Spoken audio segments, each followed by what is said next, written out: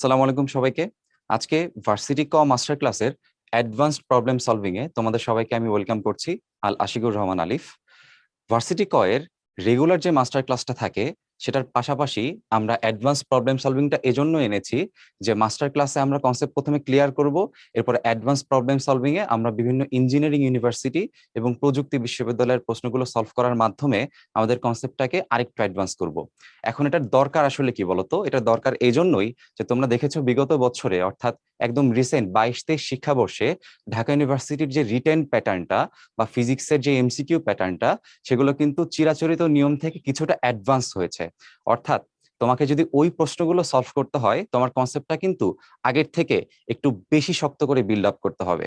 তো ঠিক ওই টার্গেটটা থেকে আমাদের হচ্ছে অ্যাডভান্স প্রবলেম সলভিংটা আনা, এবং মাস্টার ক্লাস করে আমরা ভার্সিটি প্রশ্নের সাথে যেমন পরিচিত হয়েছি, অ্যাডভান্স প্রবলেম সলভিং এর মাধ্যমে আমরা ইঞ্জিনিয়ারিং ইউনিভার্সিটিগুলোর প্রশ্নের প্যাটার্নের সাথে একটু পরিচিত হব। এবং তোমাদের অনেকের মধ্যে যে একটা ভয় কাজ করে যে ভাই আমি কি ভার্সিটি কয়ের প্রিপারেশন নিয়ে আমরা ইঞ্জিনিয়ারিং এ কি পরীক্ষা দিতে পারবো কিনা বা চান্স আসলে পাবো কিনা, তোমরা যদি একটু খোঁজ নিয়ে দেখো তোমরা দেখবা যারা আসলে চান্স পাচ্ছে তারা ভার্সিটি কতেও যেমন চান্স পাচ্ছে, ওই ইঞ্জিনিয়ারিং ভার্সিটির যে প্রশ্নগুলো আছে সেগুলো তো তারা কিন্তু খুব সুন্দরভাবেই টিকে যাচ্ছে। এজন্য অ্যাডভান্স প্রবলেম সলভিং যদি আমরা করি তাহলে আমাদের যেটা হবে সেটা হচ্ছে চিরাচরিত নিয়মের পাশাপাশি কনসেপ্টটা আমাদের আরো সুদৃঢ় হবে এবং ভর্তি পরীক্ষায় তুমি অন্যদের তুলনায় কিছুটা হলেও এগিয়ে থাকবে। তো চলো আমরা কথা না বাড়িয়ে ক্লাসটা শুরু করি। তো আজকে আমরা মূলত পড়ব হচ্ছে অধ্যায় 2 ভেক্টর। তো অধ্যায় 2 এর এই ভেক্টরে আমাদের প্রথম প্রশ্নটাই হচ্ছে আজকে বুয়েট 21-22 সালে আসা একটা নদী নৌকার ম্যাথ। সো নদী নৌকার ম্যাথ তো আসলে তোমাদের কাছে অনেক বেশি জনপ্রিয় এবং অনেক বেশি পপুলার। সো এই প্রবলেমটা কি বলছে আমরা একটু চলো দেখি। দেখো বলছে যে 36 মিটার চওড়া একটি নদীতে, তাইলে আমার যেই নদীটা আছে সেই নদী 36 মিটার চওড়া, এটা আমাদের বলে দিছে। সো এটা সাধারণত ডি এর ভ্যালু ধরো। আচ্ছা, ভিবি ইকুয়ালস টু এত বেগে এ বিন্দু থেকে বি বিন্দুতে এ থেকে একটা নৌকা চলা শুরু করছে। তাইলে এই যে এ থেকে একটা নৌকা চলা শুরু করছে কত বেগে, দেখো এই যে ভিবি, এটা হচ্ছে আমাদের বোটের ভেলোসিটি, কত বলা আছে 10 মিটার পার সেকেন্ড। আচ্ছা, এবার বলছে নৌকাটি নদী পার হয়ে চিত্রে প্রদর্শিত বিপরীত তীরের সি বিন্দুতে পৌঁছালো। তাইলে সে কোন দিকে গেছে দেখো তো, সি বিন্দুতে সে ফাইনালি পৌঁছে গেছে। এরপর বলছে যে স্রোতের বেগ যদি এই 3 মিটার পার সেকেন্ড হয় তবে বিসি দূরত্ব আসলে বের করো। সো বিসি দূরত্ব তোমাকে বের করতে হবে। তাহলে স্রোতের যে বেগটা আমাদের বলা আছে সেটা বলা আছে হচ্ছে 3 মিটার পার সেকেন্ড। এখন একটু খেয়াল করো তো ভাইয়া, তোমার যে বিসিটা বের করতে বলছে এই বিসি, আমরা যদি এখানে লিখি যে বিসি, তাহলে বিসি বরাবর আমার অ্যাকচুয়ালি বেগের মানটা কত আছে সেটা আমাকে বের করতে হবে। এখন দেখো ইতোমধ্যে কিন্তু এই যে স্রোতের যে বেগটা আছে তোমার ডান দিক বরাবর কত আছে সেটা 3 মিটার পার সেকেন্ড, সেটাকে আমরা ভেক্টরের শিফটিং এর মাধ্যমে উপরে নিতে পারি। তাহলে এটাও কত হবে আমাদের, এটা হবে হচ্ছে আমাদের 3 মিটার পার সেকেন্ড। এটাও হবে আমাদের 3 মিটার পার সেকেন্ড। অলরেডি স্রোতের বেগ কিন্তু ওইদিকে কাজ করে, কিন্তু তোমার যে নৌকার বেগটা আছে, বোটের যে ভেলোসিটি আছে, এই যে এদিকে যদি আমরা এরকম ভিবিটা চিন্তা করি, ভিবিটাকে আমরা কি করতে পারি বলতো, কম্পোনেন্টে ভাগ করতে পারি। তাইলে আমার হচ্ছে আনুভূমিক একটা উপাংশ, উল্লম্ব একটা উপাংশ। এখন দেখো আমার কোণ আছে হচ্ছে নিচে 37 ডিগ্রি। তো আমরা একটা নিয়ম শিখছি মনে আছে না, যে আমার যেই বাহুর সাথে এই আলফাটা থাকবে বা কোণটা থাকবে তাকে আমরা কস দিব। তাহলে নিচের বাহুটা কি হবে, ভিবি কস 37 ডিগ্রি, আর উপরটা হবে হচ্ছে আমাদের ভিবি সাইন 37 ডিগ্রি। যেই বাহুর সাথে আলফা তাকে আমরা দিব হচ্ছে কজ। তাহলে খেয়াল করে দেখো আমার এই নৌকার বেগের কারণে আনুভূমিক দিকে আর একটা বেগ আমরা পেয়ে যাচ্ছি, সেটা হচ্ছে ভিবি কস 37 ডিগ্রি। এখন আনুভূমিক ভাবে ভিবি কস 37 ডিগ্রি আছে, আবার আনুভূমিক ভাবে আমাদের স্রোতের বেগটাও আছে, তাই না? তাইলে আসলে আমরা কত পাইলাম বলতো, এই বিসি বরাবর বেগ কত, স্রোতের বেগ 3 মিটার পার সেকেন্ড আর নৌকার বেগের কারণে ভিবি কস 37 ডিগ্রি। তাহলে আমরা কি জানি, বিসি হচ্ছে একটা দূরত্ব অথবা বিসি হচ্ছে একটা সরণ। তাহলে সরণটা আসলে কি হয় বলতো, সরণ হয় হচ্ছে বেগ গুণ সময়। তাহলে এখানে আসলে আমাদের বেগটা কত বলতো, বেগ হচ্ছে এই দুটা বেগের যোগফল। তাইলে আমরা এখানে একটা পাইলাম হচ্ছে 3, আরেকটা পাইলাম হচ্ছে আমাদের ভিবি। ভিবি এর মানটা এখানে বসাই দেই, ভিবি এর মান বলছে হচ্ছে ওরা 10। তার মানে আমরা লিখতে পারবো 10 কজ 37 ডিগ্রি। আচ্ছা, তার সাথে আমাকে কি করতে হবে, সময়টাকে মাল্টিপ্লাই করতে হবে। তো সময়টা কিভাবে বের করতে পারি, আমরা জানি যে সময়ের ইকুয়েশনটা হচ্ছে T equals to D by V sine alpha. তাহলে এই সময়ের ইকুয়েশনটা এখানে আমরা সরাসরি মান বসাই দিই। ডি এর মান হচ্ছে আমাদের 36, ভি এর মান হচ্ছে আমাদের এখানে কত 10, আর সাইন 37 ডিগ্রি। তাহলে একটু কষ্ট করে আমরা দেখি এখানে মানটা আসলে কত আসে। আমি একটু ক্যালকুলেট করে ফেলি।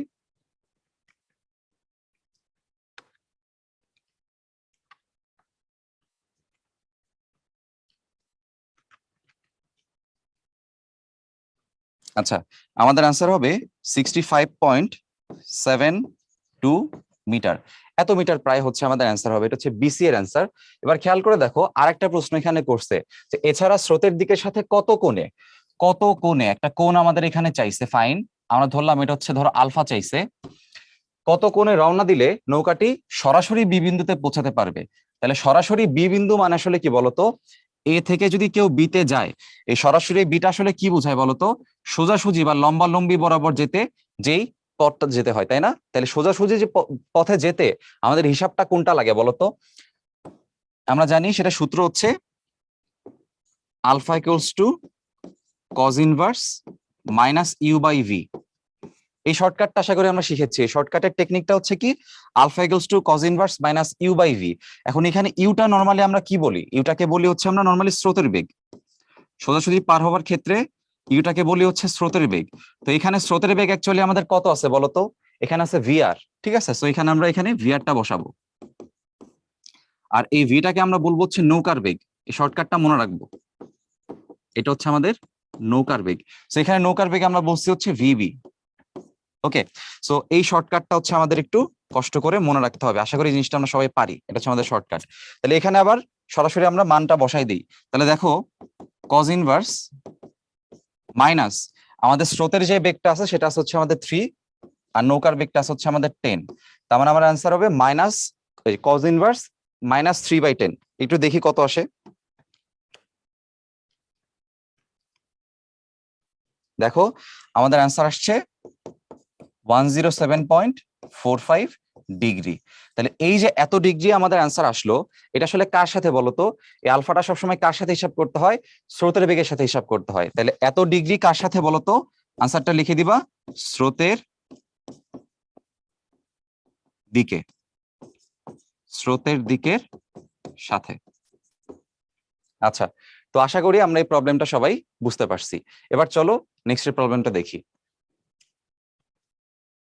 দেখো গুচ্ছতে একটা প্রশ্ন আসছে 21-22 সালে, যে এক ব্যক্তি সূর্যোদয়ের দিকে 4 মিটার যাওয়ার পর দক্ষিণ দিকে 3 মিটার যায়। এখন বলো, এই যে সূর্যোদয়ের কথাটা তারা বললেন, সূর্যোদয় আসলে কোন দিকে হয় বলো তো? আমরা যদি এরকম উত্তর দক্ষিণ পূর্ব পশ্চিম করি, ধরো এটা হচ্ছে আমাদের উত্তর, এটা হচ্ছে আমাদের দক্ষিণ, এটা হচ্ছে আমাদের পূর্ব, এটা হচ্ছে আমাদের পশ্চিম। তো সূর্যোদয় আসলে কোন দিকে হচ্ছে? পূর্ব দিকে হচ্ছে। তাহলে উনি কোন দিকে গেলেন? সূর্যোদয়ের দিকে 4 মিটার গেলেন। তাহলে আমাদের 4 মিটার হচ্ছে এদিকে গেছেন, 4 মিটার। এবার দেখো কোন দিকে গেছে, এরপর দক্ষিণ দিকে 3 মিটার গেছে। সো এখান থেকে এখন উনি 3 মিটার গেছেন, এখান থেকে উনি 3 মিটার গেছেন। এখন বলছে তার অতিক্রান্ত দূরত্ব এবং সরণের পার্থক্য। তাহলে প্রথমে আমরা দূরত্ব বের করি। দেখো দূরত্ব কিন্তু একটা আসলে স্কেলার রাশি, তাই না? আর স্কেলার রাশির ক্ষেত্রে কি করতে হয়? সরাসরি যোগ করতে হয়। তাহলে আমরা এখানে কি করতে পারি? এখানে বলো, আমাদের অতিক্রান্ত যে দূরত্ব সেটা সরাসরি যোগ করতে হবে। তাহলে 4 গেছে আর 3 গেছে, তার মানে মোট হবে 7 মিটার। আর সরণ কত সবাই বুঝতেই পারছো, সরণ হচ্ছে আদি এবং শেষ বিন্দুর মধ্যবর্তী পার্থক্য। তাহলে আদি বিন্দু হচ্ছে আমার এইটা, শেষ বিন্দু হচ্ছে আমাদের এইটা।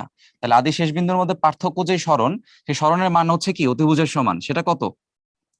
অতিভুজ যদি এখানে আমাদের ডি ধরি, তাহলে আমার এই সরণ ডি এর মানটা হবে √4² প্লাস 3² হুইচ ইজ কত? 5 মিটার। তাহলে দেখো দূরত্ব 7 আর সরণ হচ্ছে 5, তাহলে পার্থক্য কত? আমাদের পার্থক্য হবে 2, 7 মাইনাস 5 হুইচ ইজ 2 মিটার। তাহলে অপশন থেকে বলো তো কোনটা অ্যান্সার আমাদের? আমাদের অ্যান্সার হচ্ছে এ, 2 মিটার। আচ্ছা, এবার চলো আমরা পরবর্তী প্রশ্নটা দেখি। বলছে XY সমতলে ভেক্টরটির দৈর্ঘ্য কত? এই প্রশ্নটা হচ্ছে জিএসটি গুচ্ছতে আসছে, দেখো 21-22 সালে আসছে। তাহলে XY সমতলে আমার যখন এই ভেক্টর নিয়ে তুমি কাজ করবা, XY সমতলে কোন কোন আয়তাকার একক ভেক্টর থাকে বলতো?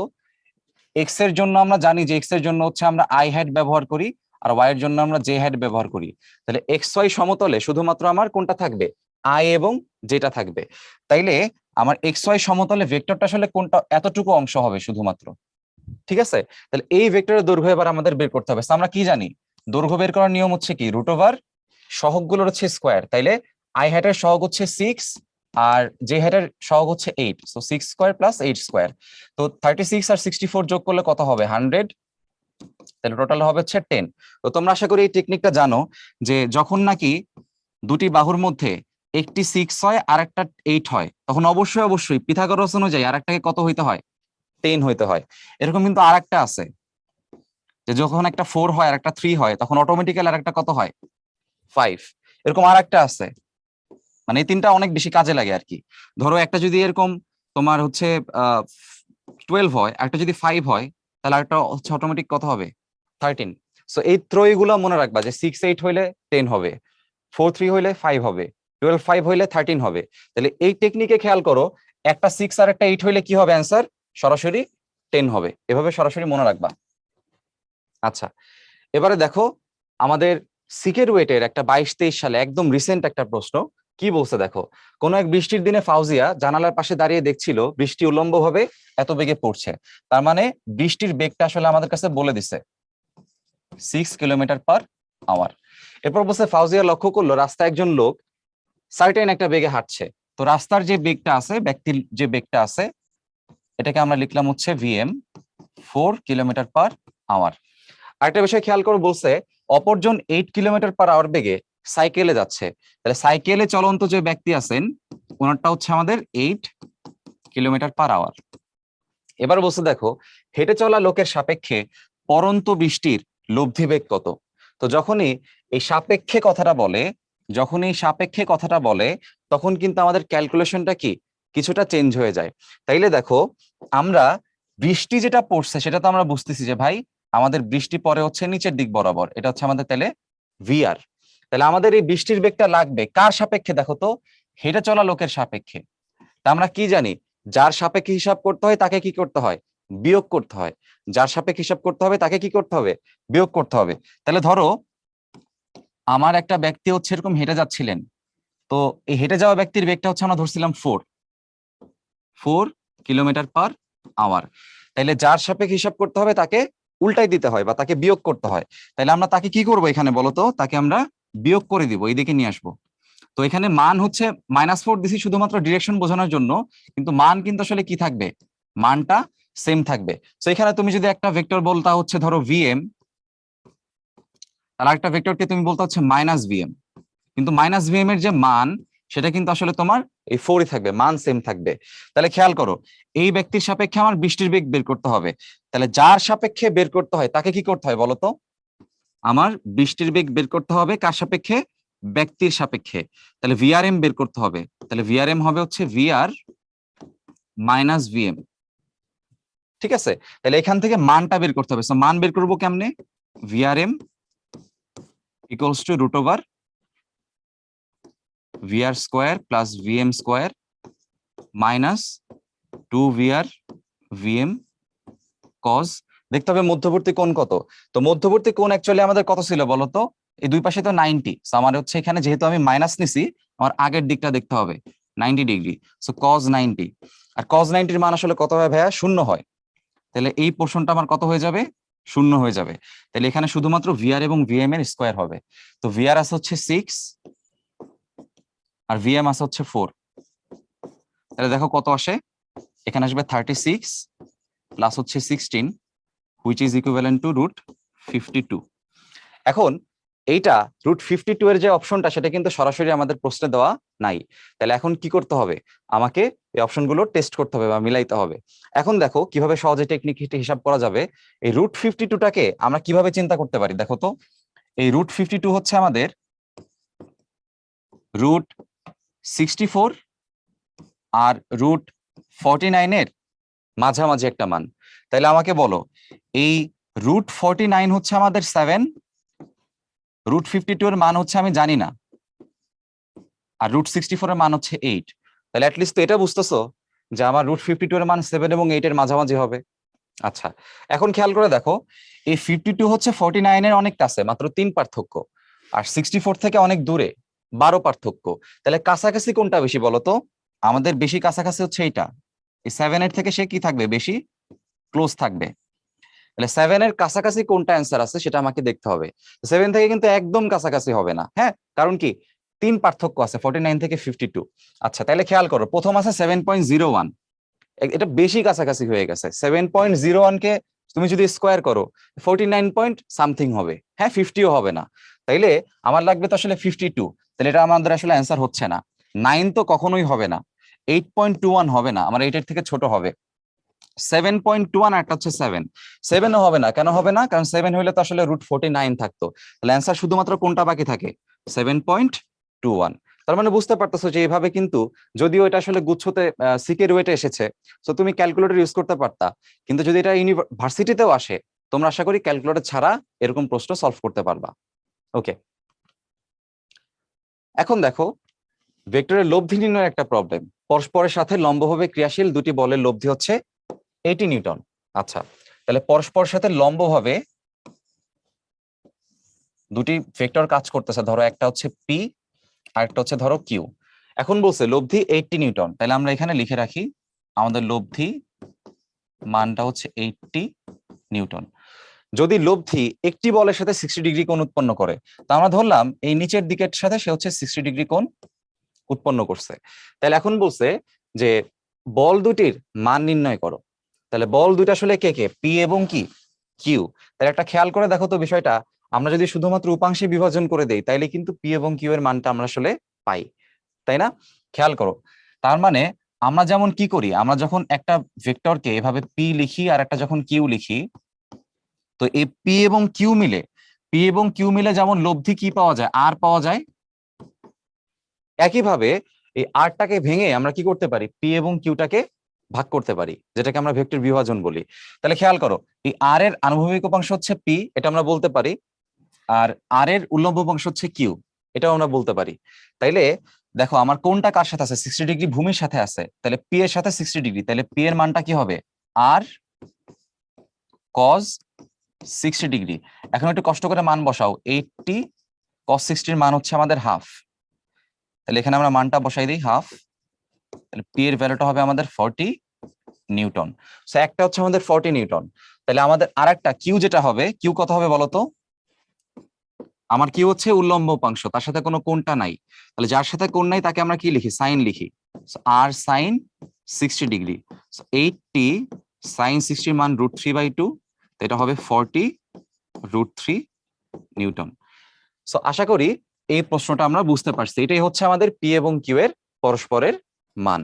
আচ্ছা, এবারে দেখো ভেক্টরের লব্ধি নির্ণয়ের একটা প্রশ্ন সিকের ওয়েটে 21-22 সালে আসছে, অর্থাৎ একদমই লেটেস্ট। দেখো, দুটি সমান মানের ভেক্টর, তার মানে দুটো ভেক্টরের হচ্ছে আসলে আমাদের সমান সমান আছে, লব্ধির মান কোন অবস্থায় ওদের প্রত্যেকের মানের সমান। আচ্ছা, তাহলে ভেক্টর দুইটা সমান আবার লব্ধির মানটাও সমান, তাই না? এটা কিন্তু একটা কমন একটা টাইপ, খুবই কমন একটা টাইপ। আমরা সবসময় কি বলি, যে ধরো পি ভেক্টর আর কিউ ভেক্টরের যোগফল হচ্ছে ধরে নাও আর, কিন্তু ওরা যেটা বলতেছে যে সবগুলোর মানই আসলে হচ্ছে সেম।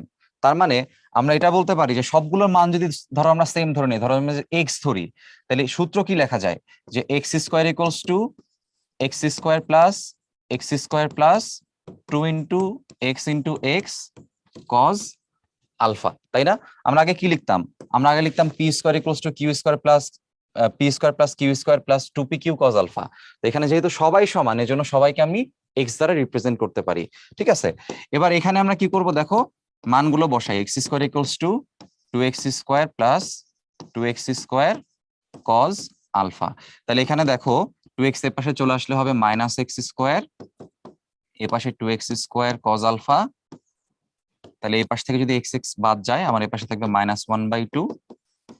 আর কজ আলফার মান কখন -হাফ বলতো, একদম টানা মুখস্থ রাখতে হবে, কজ আলফার মানটা হচ্ছে 120 ডিগ্রি হইলে -2 হয়, ঠিক আছে?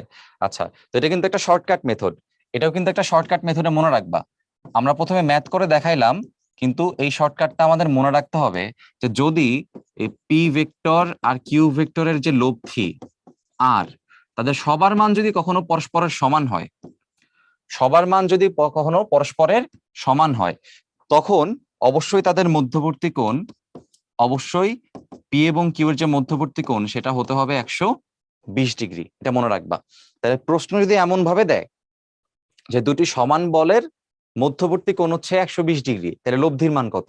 তাহলে আমরা অ্যান্সার দিব কি, দুটি সমান বলের মধ্যবর্তী কোণ 120 ডিগ্রি হলে লব্ধির মানও কি হবে, ওই বলের সমান হবে। ঠিক আছে, ওকে।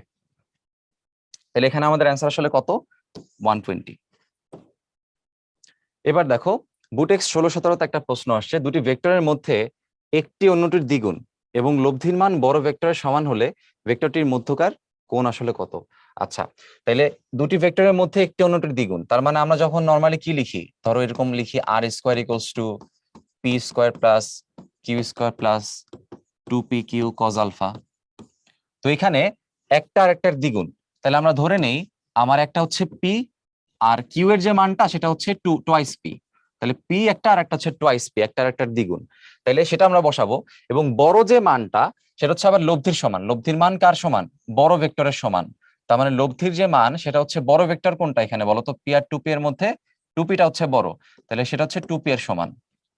ঠিক আছে, তাহলে আমাদের এটা হচ্ছে হিসাব। এখন এখানে মান বসাই দাও, twice p whole square p square plus twice p whole square plus 2 into p into twice p cos alpha।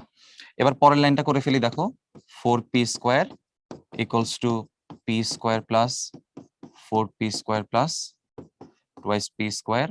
এখানে 4 হয়ে যাবে, তো একবারে আমরা 4টা লিখে দেই, 4p square cos alpha। তাহলে খেয়াল করো ভাইয়া, এখান থেকে দুইটা পার্ট দুই পাশ থেকে বাদ যাবে এবং আলটিমেটলি পি স্কোয়ারটা এই পাশে চলে এসে কি মাইনাস পি স্কোয়ার হয়ে যাবে। সো মাইনাস পি স্কোয়ার 4 দ্বারা ভাগ গেলে এ পাশে থাকবে -1/4 কজ আলফা।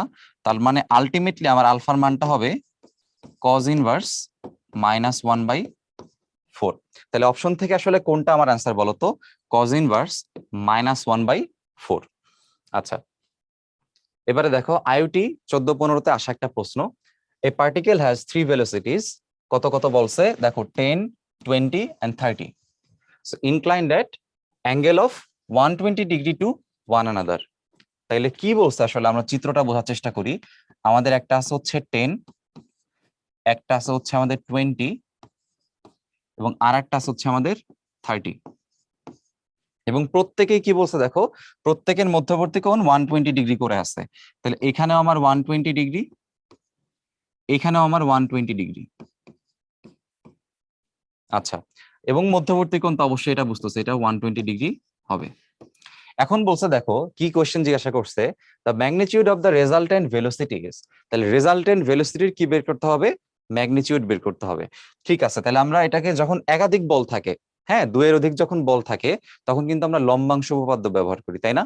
আচ্ছা, তো লম্বাংশ উপপাদ্যের মেথডটা কি আশা করি সবার মনে আছে, লম্বাংশ উপপাদ্য। লম্বাংশ উপপাদ্যের মেথডটা আসলে কি করতে হয় বলতো, আমাদের একটাকে ধরতে হয় হচ্ছে লব্ধির আনুভূমিক উপাংশ, একটা হচ্ছে উল্লম্ব উপাংশ। তাহলে আমরা সবকিছু ধরো আমরা এই দিক বরাবর ধরে নিলাম, তাহলে এটা হচ্ছে আমাদের লব্ধির আনুভূমিক উপাংশ আর এটা হচ্ছে আমাদের লব্ধির উল্লম্ব উপাংশ। ঠিক আছে, তাহলে আনুভূমিক উপাংশ যখন আমরা হিসাব করব এখানে লব্ধির, তখন কি করতে হয় বলতো, প্রত্যেকের কজ যে অংশটা আছে সেটা নিয়ে আসতে হয়। কেন ওই যে বলতো, কারণ হচ্ছে যখন এরকম একটা আর থাকে, একদিকে পি থাকে আর একদিকে কিউ থাকে, তখন ওই আনুভূমিক অংশের সাথে যখন কোনটা আমরা হিসাব করি, অর্থাৎ যখন এইখানে আমাদের আলফাটা দেওয়া থাকে, তখন আনুভূমিক দিকটা প্রকাশ করার জন্য কি করতে হয়, এই পি এর মানটা প্রকাশ করার জন্য কি করতে হয়, আর কজ আলফা করতে হয়। সো কজ দিয়ে মূলত হচ্ছে আমরা তখন কি করি, এই আলফাটাকে প্রকাশ করতেছি আর কি, আলফার সাহায্যে। তাইলে খেয়াল করো এইখানে এই আর এক্স এর মানটা প্রকাশ করার জন্য আমাকে এই 10, 20 এবং 30 তিনটা ভেক্টরেরই কজের যে অংশটা আছে সেটা নিয়ে আসতে হবে। তাইলে 10 যেটা আছে দেখো, 10 এর সাথে কোনো কোণ তো আসলে নাই, মানে আসলে 0 ডিগ্রি আছে, তো এটা লেখার দরকার নাই, বা চাইলে লিখতে পারো যে 10 cos 0 ডিগ্রি। এরপরে কত দেখো 20, তো 20 কত কোণে আছে দেখো তো, 120 ডিগ্রিতে আছে। আমাদের সবকিছু হিসাব করতে হবে হচ্ছে 10 বরাবর বা এই যে আর এক্স বরাবর। তাহলে 20 cos 120 ডিগ্রি, আর 30 সাথে কত আছে দেখো তো, এই 30 সাথে কত আছে দেখো তো, 30 সাথে আমাদের টোটাল কোণটা হচ্ছে এখান থেকে হিসাব করতে হবে। তাহলে টোটাল কোণটা হচ্ছে আমাদের এখান থেকে একদম টোটালি 120 মিলে 240। তাহলে কত লিখবো? cos 240 degree. তাহলে এটার মানটা আমরা আগে আসলে বের করে ফেলি, এটার মানটা কত আসে একটু দেখি।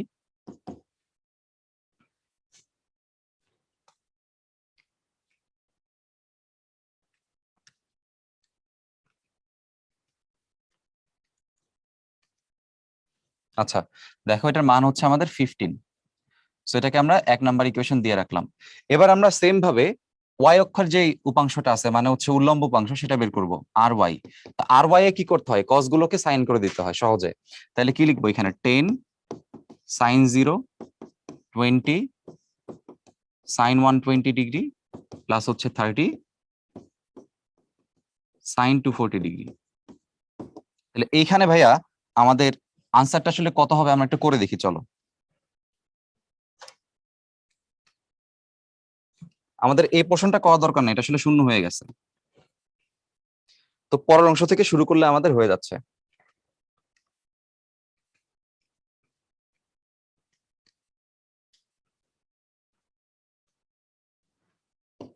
-5√3।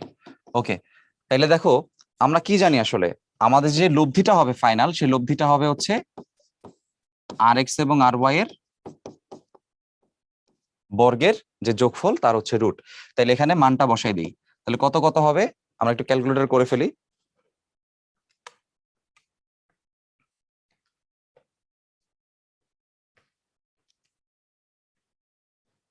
অ্যান্সার হবে 10√3। 10√3। আচ্ছা, সো যেহেতু সবগুলো হচ্ছে বেগ, তাহলে আমাকে এককটা লিখতে হবে 10√3 মিটার/সেকেন্ড। ওকে, এখন খেয়াল করো, এই টোটাল পোর্শনটাকে আমরা যদি বের করতে চাই, আমরা কিন্তু ক্যালকুলেটরের সাহায্য নিতে পারি। যেহেতু এটা হচ্ছে আইওটি তে আসছে, তো আইওটি তে তোমরা আসলে ক্যালকুলেটর নিতে পারবা। তো তোমরা তখন কি করবা দেখো, সহজ টেকনিক হচ্ছে, তোমরা ক্যালকুলেটরের সাহায্য নিতে চাইলে তোমরা প্রথমে হচ্ছে ক্যালকুলেটরের কমপ্লেক্স মোডে যেতে পারো। সো ক্যালকুলেটরের কমপ্লেক্স মোডে যাবা, তো কিভাবে যাবা? তোমরা হচ্ছে একদম মোড থেকে, টেকনিকটা হচ্ছে দেখো, তোমরা প্রথমে মোডে যাবা, ক্যালকুলেটরের মোড থেকে কমপ্লেক্স সেট করবা। এই যে মোডে গেলাম, মোডে গিয়ে 2 নাম্বারে দেখতে পাচ্ছি কমপ্লেক্স। তো যার যার ক্যালকুলেটর অনুযায়ী কমপ্লেক্স মোডটাকে সেট করবা। আচ্ছা, কমপ্লেক্সে যাওয়ার পরে তুমি হচ্ছে শিফট চেপে আবার আবার হচ্ছে কমপ্লেক্সে যাবা। সো এই যে এই ক্যালকুলেটরে শিফট চাপার পরে যদি আমি 2 চাপি, তাহলে শিফট চাপার পরে 2 চাপলে হচ্ছে ওই 2 এর উপরে দেখবা ছোট করে কমপ্লেক্স লেখা আছে। তো আমরা কি করব, এখানে আবার শিফট চেপে 2 দিলে তোমার হচ্ছে কমপ্লেক্স মোডটা চলে আসবে। তাহলে কমপ্লেক্স মোড আসলো, মানে এটা হচ্ছে আমরা কমপ্লেক্স মোডে দিলাম। দেওয়ার পরে এখান থেকে দেখবা মডুলাস এবং আর্গুমেন্টের একটা অপশন আছে। 3 নাম্বারে এখানে আছে হচ্ছে মডুলাস এবং আর্গুমেন্টের একটা অপশন। তো আমরা ওই অপশনটা আবার সিলেক্ট করব, ঠিক আছে? অপশনটা আমরা সিলেক্ট করলাম, করার পরে তোমরা দেখতে পারবা যে ওই আর এবং থিটা, এই মডুলাস এবং আর্গুমেন্টের একটা অপশন আছে। তো এখানে এখন কি করবা জানো, এই মানগুলা বসাবা। এখন খেয়াল করো, মান প্রথমে কত ছিল? 10। তাহলে 10 এর সাথে আর কিছু লেখা দরকার নাই, কারণ 10টা তো আসলে এই দিক বরাবরই আছে, ঠিক আছে? এটার 0 ডিগ্রি, সো 0 কে লেখা দরকার নাই। আচ্ছা, তাহলে 10 লিখলা, এরপর কত লিখবা দেখো? 20 আছে। সো ফার্স্ট হচ্ছে 10 লেখো, এরপর হচ্ছে 20 লেখো। এবার দেখো 20টা কত কোণে? 120। তাহলে 20 এখানে দিবা হচ্ছে 120। সো আমরা একটু লিখে ফেলি, 20 তার সাথে হচ্ছে 120। ওকে, এরপরে আমাদের দিতে হবে হচ্ছে কত? 30। 30 সাথে কত কোণ? 240। 240 দেওয়ার পরে জাস্ট ইকুয়াল দিলেই হবে। 30 240 দিলে, ইকুয়াল দিলে তোমার ক্যালকুলেটর তোমাকে অ্যান্সার দিয়ে দিচ্ছে। কত দিচ্ছে? 10√3 আর আর্গুমেন্ট হচ্ছে -150। তো দেখো ক্যালকুলেটরের মাধ্যমে তুমি আসলে অ্যান্সারটা পেয়ে যাচ্ছ। তোমার ক্যালকুলেটর তোমাকে কত বলতেছে দেখো তো? 10√3, এটা হচ্ছে আমাদের মডুলাস মানে মান, আর এটা হচ্ছে আমাদের আর্গুমেন্ট মানে আমাদের কোণ। তাহলে ক্যালকুলেটর আমাদের বলে দিচ্ছে অ্যান্সার হবে কি? 10√3। সো এইটার মাধ্যমে তোমরা ক্যালকুলেটরকে ইউজ করতে পারো, ঠিক আছে? যেহেতু তুমি আইওটি তে ক্যালকুলেটরটা নিতে পারবা। আচ্ছা, এবার দেখো ভেক্টরের লব্ধি নির্ণয়। The maximum value of the resultant of two vector is 7 units. তো আমরা কি জানি? ম্যাক্সিমাম ভ্যালুটা বের করার জন্য দুইটা ভেক্টরকে কি করতে হয়, যোগ করতে হয়। আমরা সাম আপ করলাম পি প্লাস কিউ, যেটা ভ্যালু বলা আছে হচ্ছে 7। আরটা বলছে মিনিমাম ভ্যালু হচ্ছে 1 ইউনিট, তাহলে আর মিনিমাম হচ্ছে আমাদের দুইটার বিয়োগফল, তো পি মাইনাস কিউ ধরলাম, পিটাকে বড় ধরছি আসলে 1। আচ্ছা, বলছে when two vectors are acting on a point at right angle the resultant, তাহলে সবার আগে তুমি পি এবং কিউ এর মানটা বের করো। তাহলে আমরা যদি 1 এবং 2 থেকে পি আর কিউ এর মান বের করতে চাই, তাহলে ফার্স্টে তুমি 1 আর 2 কে যোগ করো, যোগ করলে তুমি পাবা twice p equals to 8, সুতরাং আমার পি এর মানটা হচ্ছে 4। সেম ভাবে তুমি যদি 1 থেকে তুমি যদি 2 কে বাদ দাও, তাহলে পি এবং পি বাদ যাবে, টুয়াইস কিউ এর মান হবে হচ্ছে 6, দেয়ারফর কিউ এর ভ্যালু হবে হচ্ছে 3।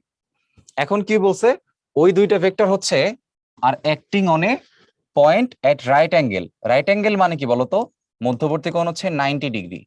তার মানে আমাদের একটা হচ্ছে পি আর একটা হচ্ছে কিউ, কিউ এর মান 3, পি এর মান 4, মধ্যবর্তী কোণ 90 ডিগ্রি। তাহলে মধ্যবর্তী কোণ 90 ডিগ্রি হইলে আমরা লব্ধি কেমনে বের করি বলতো, রুট ওভার দুইটার স্কোয়ার করে যোগ করে দিলেই হবে। তাহলে আমাদের অ্যান্সার কত হবে, 4 আর 3 থাকলে 5, তার মানে আমাদের অ্যান্সার হবে হচ্ছে 5 ইউনিটস। আচ্ছা, এখানে তো আসলে নিউটন হবে না, হ্যাঁ, এখানে হবে 5 ইউনিটস, 5 ইউনিটস। ওকে, সো আমাদের অ্যান্সার হবে হচ্ছে ডি। ওকে, আচ্ছা, এবার দেখো নদী ও স্রোতের যে টাইপটা আমরা আসলে পড়ি, আমাদের পপুলার একটা টাইপ অথবা জনপ্রিয় একটা টাইপ, নদী ও স্রোত। আচ্ছা, সো আমরা এটাকে দুইটা টাইপে ভাগ করতে পারি। একটা হচ্ছে আমাদের টাইপ 1, যেটাকে আমরা বললাম হচ্ছে ন্যূনতম দূরত্ব, আর একটা হচ্ছে আমাদের টাইপ 2, যেটা হচ্ছে আমাদের ন্যূনতম সময়। এখন ন্যূনতম দূরত্বের ক্ষেত্রে আমরা কোন দিক বরাবর আসলে রওনা করি বলতো, দেখবা যে আলফার মানটা সবসময় 90 ডিগ্রি থেকে বড় হয়, আদারওয়াইজ ন্যূনতম পথ আসলে যাওয়া যায় না। আচ্ছা, হোয়াট এভার, তাহলে এখানে আমার হচ্ছে স্রোতের বেগটা আছে ইউ, আর আমার হচ্ছে নৌকার বেগটা আছে হচ্ছে আমাদের ভি। তাহলে আমরা এখানে যেটা করতে পারি, দেখো আমরা এখানে যেটা করতে পারি সেটা হচ্ছে আমরা একটা পিথাগোরাসের অ্যাপ্লাই করার জন্য একটা সমকোণী ত্রিভুজ গঠন করতে পারি। তাইলে আমার এটা হচ্ছে ভি, এটা হচ্ছে আমাদের লব্ধি বেগ ডব্লিউ, এটা হচ্ছে আমাদের লব্ধি বেগ ডব্লিউ।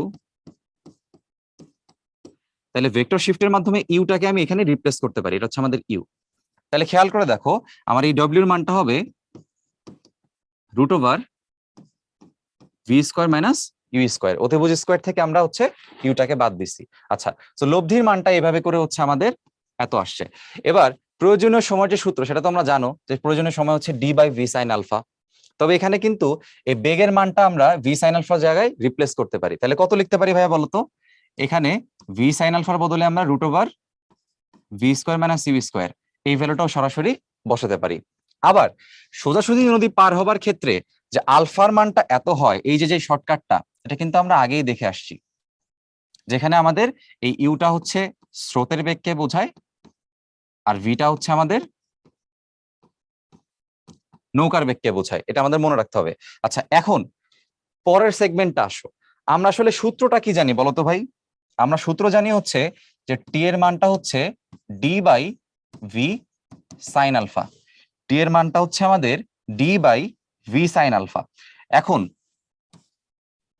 এখন আমাদের টিটাকে মিনিমাম করতে চাইলে, আমরা যদি চাই যে এই টিটা হচ্ছে আমাদের মিনিমাম হোক, তাইলে এইখানে যে ভি সাইন আলফা সেটা কি হইতে হবে, ম্যাক্সিমাম।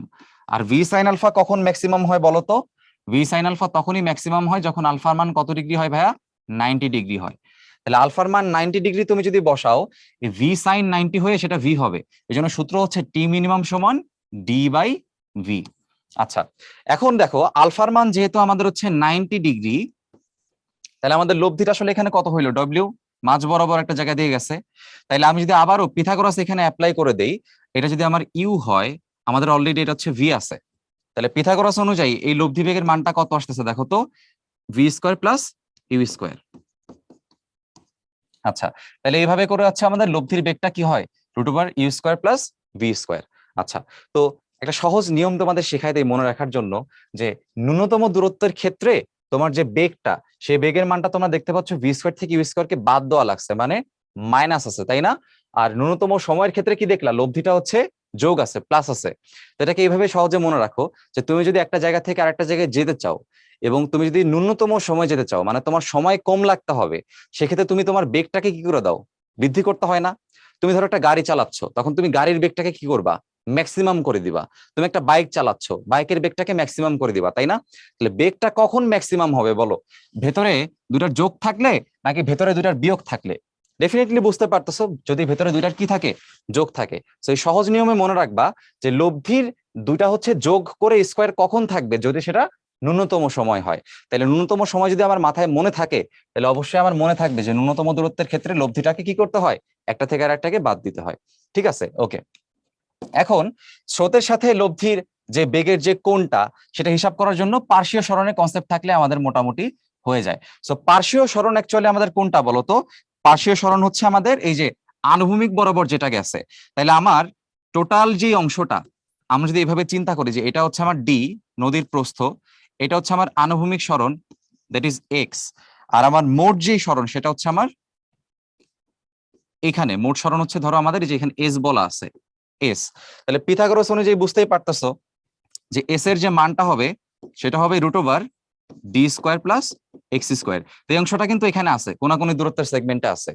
আর আমরা যদি পার্শ্বীয় সরণটা বের করতে চাই, মানে এক্স এর মান বের করতে চাই, তোমরা খেয়াল করে দেখো এই এক্স এর বরাবর, এক্স যদি দূরত্ব হয়, ওই দিক বরাবর বেগটা কত আছে, শুধুমাত্র ইউ আছে। তাহলে আমরা আসলে কি জানি ভাইয়া, আমরা জানি যে বেগের মানটা হচ্ছে সরণ বাই সময়, সরণ বাই সময়। তাহলে আমার বেগ আসলে কত আছে, দেখো বেগ আছে ইউ, সরণ আছে কত দেখো তো, সরণ আছে এক্স, আর সময় হচ্ছে আমাদের এখানে টি মিনিমাম। এখানে কি লিখতে পারি, টি মিনিমাম। তাহলে খেয়াল করো, এখান থেকে কিন্তু আমরা আসলে বের করতে পারি বা তোমাদের দেখাইতে পারি, সেটা হচ্ছে এখান থেকে দেখাইতে পারি এক্স এর মানটা হচ্ছে ইউ ইন্টু টি মিনিমাম। তাহলে এখান থেকে আমাদের সূত্রটা চলে আসলো x equals to u into t minimum. So আমরা ছোট্ট করে একটু রিভিউ দিয়ে দিলাম, নদী স্রোতের অনেকগুলো ম্যাথ আমাদের আছে এবং এই টাইপটা আমাদের জন্য বেশ ইম্পর্টেন্ট। তো দেখো, প্রথম যে প্রবলেম সেটা হচ্ছে আমাদের রুয়েট 10-11 সালে আসছে।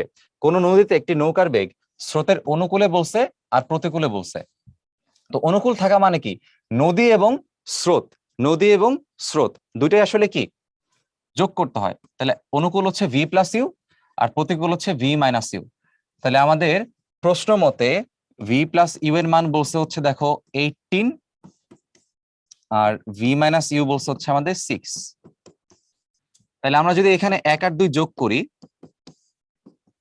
তাহলে দেখতে পাচ্ছি 2v ইকুয়ালস টু হবে 24, দেয়ারফর ভি এর মান হচ্ছে 12 মিটার পার সেকেন্ড।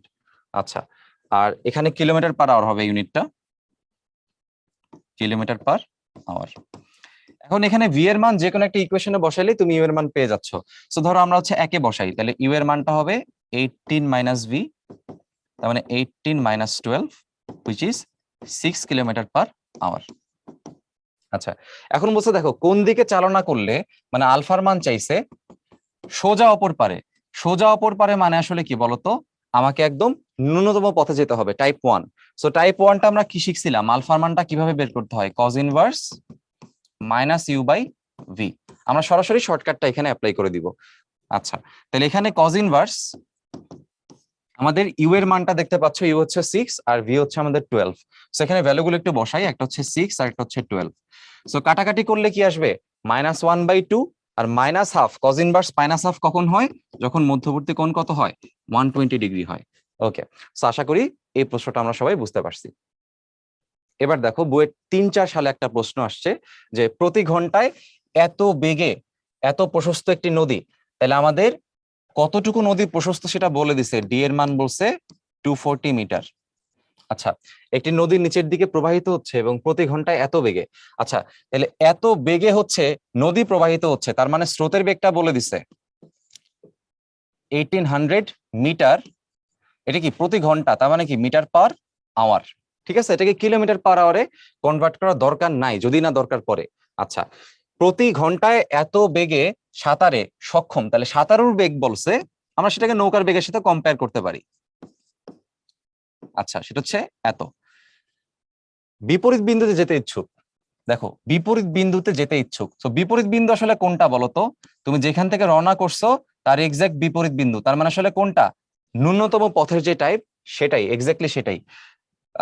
যেতে ইচ্ছুক, কোন দিক বরাবর সাঁতার দিবে? এই যে কোন দিক বরাবর সাঁতার দিবে মানে তোমাদের কাছে আলফার মান চাওয়া হয়েছে এবং সেই বিন্দুতে যেতে কত সময় লাগবে, তার মানে তোমাদের কাছে টি এর মান চাইছে, টাইপ 1 এর মতো। তাহলে প্রথমে আলফাটা বের করে ফেলি। আলফা হবে cos inverse minus u by v. Minus u আসলে কোনটা? মাইনাস ইউ হচ্ছে আমাদের মান দুটাই বলা আছে, ভ্যালুগুলো বসাই দেই। Cos inverse minus 1800 by 3600। তাহলে এখানে বুঝতেছো যে কাটাকাটি করলে মাইনাস হাফ হবে, আর তাহলে মাইনাস হাফ হইলে আমাদের অ্যান্সার হবে 120 ডিগ্রি। ঠিক আছে, আচ্ছা সেই বিন্দুতে যেতে কত সময় লাগবে? তাহলে সময় টাইপটা আমরা করে ফেলি। সময় হচ্ছে আমাদের D by V sine alpha.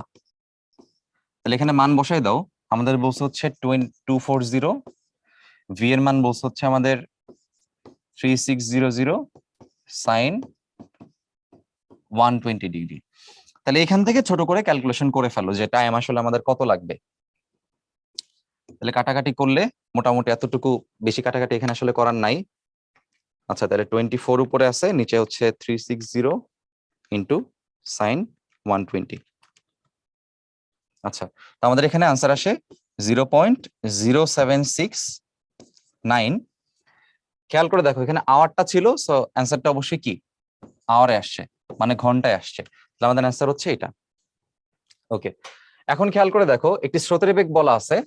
স্রোতের বেগ বলছে 5 মিটার পার সেকেন্ড। এত বেগের একটি নৌকা, সো বেগের মান বলে দিচ্ছে নৌকার, সেটা হচ্ছে 10 মিটার পার সেকেন্ড। তো সেই নৌকার সোজাসুজি ভাবে, এই যে সোজাসুজি ভাবে মানে আসলে কোনটা বলতো? ওই যে ন্যূনতম পথ বা সর্বনিম্ন যে দূরত্ব, সেটা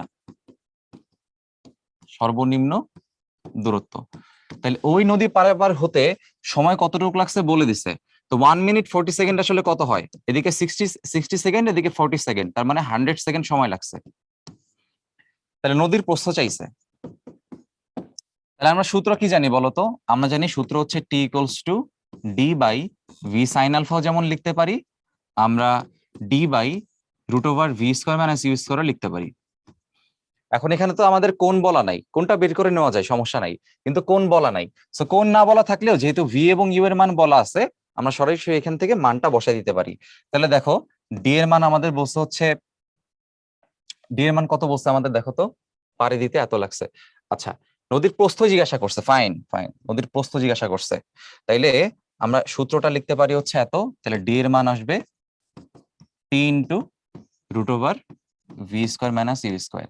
সো টি এর মান বলছে আমাদের 100, ভি এর মান হচ্ছে আমাদের 10 মাইনাস 5। তাহলে খেয়াল করো 100 ইন্টু 100 থেকে 25 বাদ দিলে √75। √75 এর ভিতরে কত আছে? √25 আর হচ্ছে ইন্টু 3।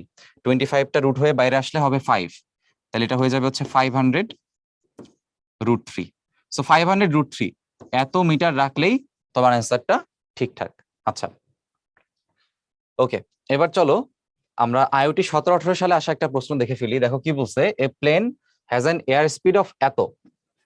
তাহলে এটা হচ্ছে আমাদের প্লেনের একটা ভেলোসিটি দিয়ে দিছে।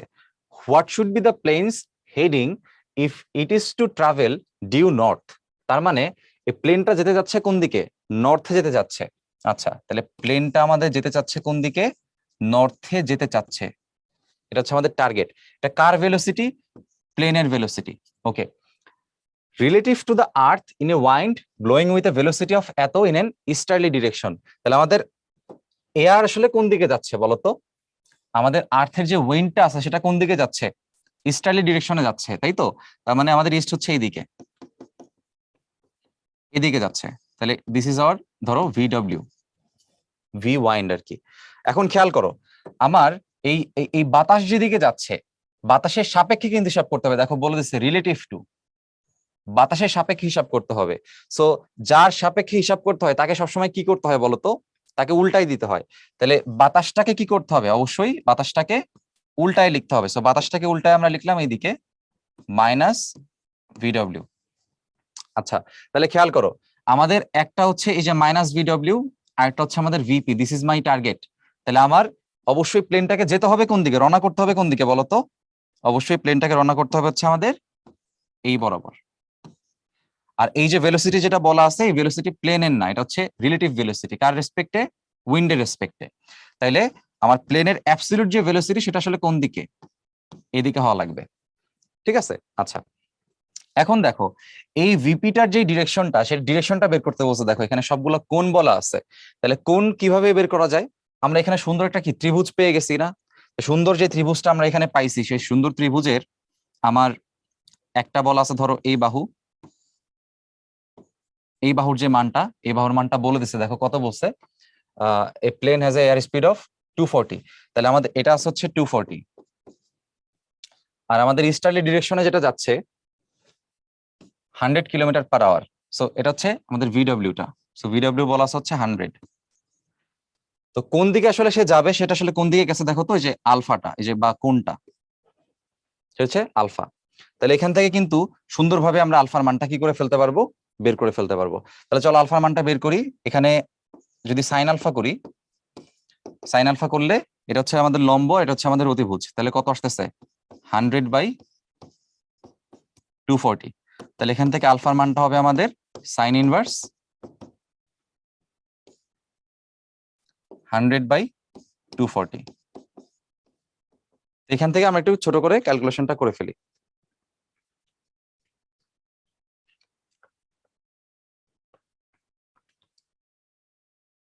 আচ্ছা, তো আমাদের অ্যান্সার আসতেছে এখানে 24.62, 24.62 ডিগ্রি। তাহলে 24.62 degree, this is our answer, 24.62 degree. আচ্ছা, তো তোমাদের একটা কথা বলে রাখি, অবশ্যই কিন্তু ক্যালকুলেটরকে কোন হিসাব করার সময় ডিগ্রি মোডে রাখবা, নাইলে কিন্তু আসলে ঝামেলা হবে। ঠিক আছে, ওকে।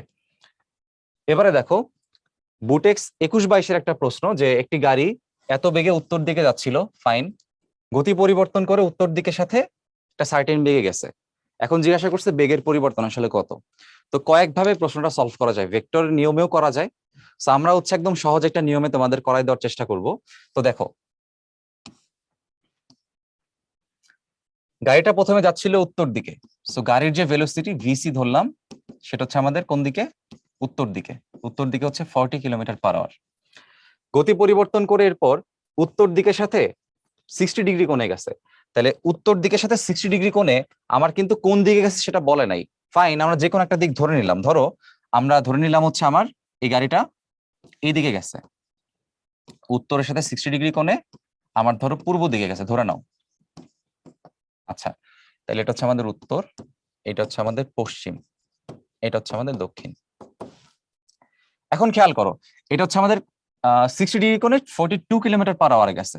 আচ্ছা, তাহলে এটা হচ্ছে আমরা লিখলাম, এটা হচ্ছে নতুন একটা, এটাকে লিখলাম ভিসি প্রাইম হুইচ ইজ 42। এখন একটু খেয়াল করে দেখো, বলছে বেগের পরিবর্তন কত। তাহলে বেগের যে পরিবর্তনটা, পরিবর্তন বের করার ক্ষেত্রে আমরা আসলে কি করি? পরিবর্তন বের করার ক্ষেত্রে আমরা আসলে কি করি? আমরা ফাইনাল মাইনাস ইনিশিয়াল করি। সো ফাইনাল কোনটা? ফাইনাল হচ্ছে ভিসি প্রাইম, তাকে থেকে বাদ দিতে হবে হচ্ছে ভিসি প্রাইমকে। ঠিক আছে, তাহলে খেয়াল করো এই অংশটাকে আমরা কিভাবে লিখতে পারি? আমরা লিখতে পারি VC prime plus minus VC prime, VC prime plus minus VC. তাহলে ভিসিটাকে কি করতে হবে? উল্টাইতে হবে। সো ভিসি কোনটা আছে? উপরের দিকে আছে, তো ভিসি কে কি করতে হবে? নিচের দিকে উল্টাই দিতে হবে, নিচের দিকে নিয়ে আসতে হবে। তো এখানে আমি নিচের দিকে টান দিয়ে লিখলাম মাইনাস ভিসি। এখন তাহলে খেয়াল করে দেখো, এখন আমার এই জিনিসটার মান আসলে কত, মানটা বের করতে হবে। সো এটার মান যদি আমাদের বের করতে হয়, মডুলাস করতে হবে রুট করে। রুট করে মডুলাস করলে VC prime square minus VC square, তাইলে ভিসি স্কোয়ার প্লাস, এখানে কিন্তু সবগুলা কি হয়ে যায়? ধনাত্মক ভ্যালুই থাকে, মডুলাস করে নিতে হয়। সো ভ্যালুগুলো পজিটিভ আসবে। আচ্ছা, এবার একটা বিষয় খেয়াল করো, আমি সূত্রে যদি প্লাস লিখি, সূত্রে প্লাস লিখলে হচ্ছে মাইনাস ভিসি এর সাথে কোনটা হিসাব করতে হবে, আর সূত্রে মাইনাস লিখলে তোমার আগের দুইটার মধ্যবর্তী কোণ হিসাব করতে হবে। তো সুবিধা হচ্ছে তোমার আগেরটার সাপেক্ষে করা।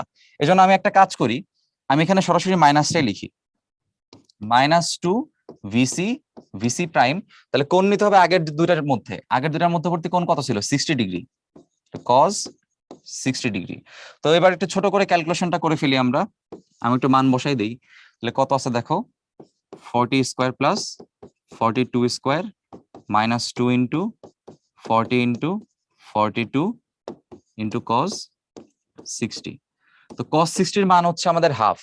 তো ওই cos 60 আর এই 2 টা আসলে কাটাকাটি যাবে, ঠিক আছে?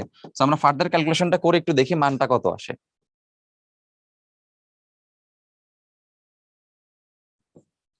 41.036 মিটার পার সেকেন্ড। এটা হচ্ছে আমার বেগের যে পরিবর্তন হয়েছে সেই বেগের পরিবর্তনের মান। কিন্তু এখানে কিন্তু খেয়াল করে দেখো, মানও আছে দিকও আছে। তাহলে আমাকে কি বের করতে হবে? মানের পরিবর্তনটা যেমন দেখাইছি, দিকের পরিবর্তনটাও একইভাবে দেখাতে হবে। এখন দিকের পরিবর্তন দেখানোর জন্য আমরা কি, আমাদের একদম অনেক পরিচিত একটা সূত্র আছে না, ট্যান থিটা, ওই সূত্রটা অ্যাপ্লাই করতে পারি। তো আমরা কি লিখতে পারি? Tan theta. এখন তুমি কার সাপেক্ষে অ্যান্সারটা করতে চাও বলো তো? এখানে তুমি গাড়ির সাপেক্ষেও করতে পারো, আবার গাড়ির যে পরের যে দিকটা তার সাপেক্ষেও করতে পারো। কোনটা বেশি অবভিয়াস? অবশ্যই প্রথমটা, কারণ প্রথমটা পারফেক্টলি বলা আছে যে সে উত্তর দিকেই গেছে।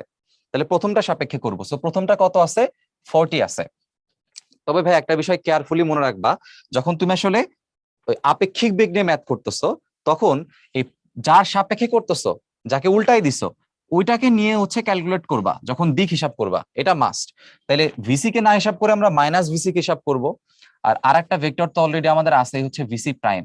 সো এই দুটার রেসপেক্টে যা করার আমাদের করতে হবে। তাহলে এই দুটার রেসপেক্টে করলে তাদের মধ্যবর্তী কোণ কত? 120 ডিগ্রি। তার মানে আমাদের আসলে আলফাটা এখানে কত চিন্তা করতে হবে? 120 ডিগ্রি চিন্তা করতে হবে, ঠিক আছে? তাইলে এখানে আমরা ক্যালকুলেশনে সরাসরি মান বসাই দিই। সূত্র কি? যার সাথে হিসাব করা হয় থিটাটা। তো আমি ধরলাম আমার যে লব্ধিটা, দেখো এইদিকে মাইনাস ভিসি আছে 40, এটা আছে ভিসি প্রাইম হচ্ছে 42, লব্ধিটা 42 এর দিকে বেশি থাকবে। তো ধরো আমার লব্ধিটা হচ্ছে এই বরাবর, ঠিক আছে? এটা হচ্ছে আমাদের লব্ধি। তাহলে এটা হচ্ছে আমাদের ডেল ভি প্রাইম। এখন আমি তাইলে কোনটা ধরতেছি আসলে কার সাথে? কোনটা ধরতেছি হচ্ছে এই যে মাইনাস ভিসি প্রাইমের সাথে। এটাকে ধরলাম হচ্ছে আমরা থিটা। তাইলে যার সাথে কোনটা ধরা হয় তার মানটাকে নিচে লিখতে হয়, অবশ্যই ধনাত্মক মান লিখতে হবে। ভিসি এর মানটা হচ্ছে 40। আচ্ছা, তাহলে বাকি থাকলো কি? 42 বাকি থাকলো। তাহলে উপর হবে 42 সাইন 120 ডিগ্রি, নিচে হবে 42 কজ 120 ডিগ্রি। এবার একটু কষ্ট করে এটার ক্যালকুলেশনটা করে ফেলি, আমি একটু দেখি কত আসবে।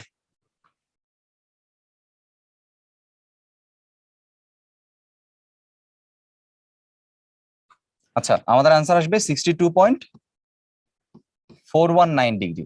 তাহলে এই ডিগ্রিটা আসলে কার সাথে ভাইয়া বলো তো? এই ডিগ্রিটা হচ্ছে আমাদের এই যে দক্ষিণ দিকের সাথে। দেখো দক্ষিণ দিকের সাথে এই কোণটা আমাদের উৎপন্ন হয়েছে।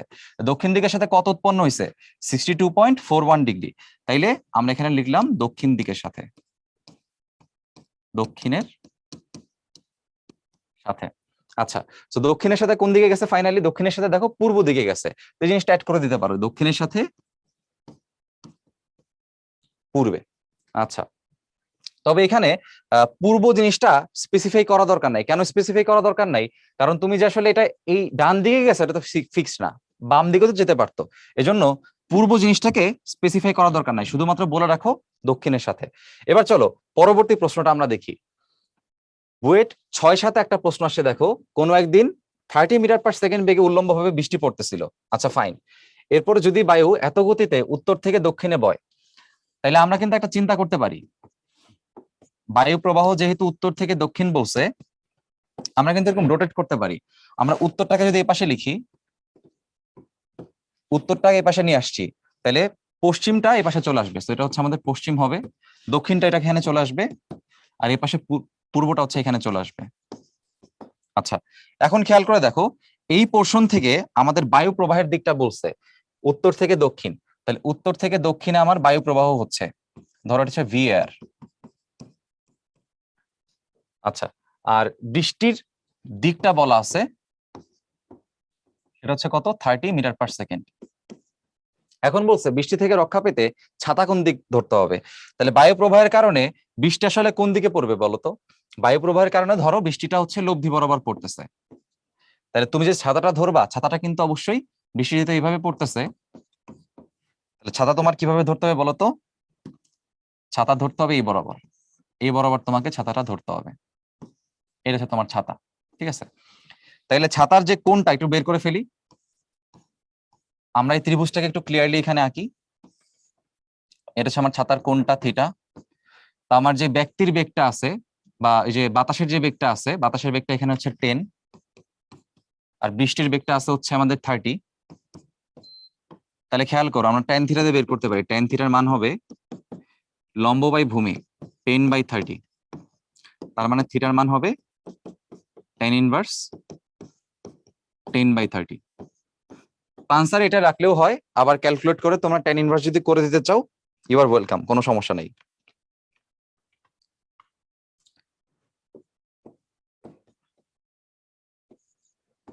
আচ্ছা, তো আমাদের অ্যান্সার আসতেছে 18.43 ডিগ্রি। এটা আসলে কার সাথে বলো তো? এটা হচ্ছে আমরা উলম্বের সাথে হিসাব করছি, সো বলে দিব উলম্বের সাথে। ওকে, এবার পরবর্তী প্রশ্ন দেখো, রোয়ের চারপাশে একটা প্রশ্ন আসছে, সেটা হচ্ছে 10 কিলোমিটার পার ঘন্টা বেগে বৃষ্টি পড়ছে। আচ্ছা, 60 কিলোমিটার পার ঘন্টা বেগে পূর্ব দিকে পশ্চিমে বাতাস বইছে।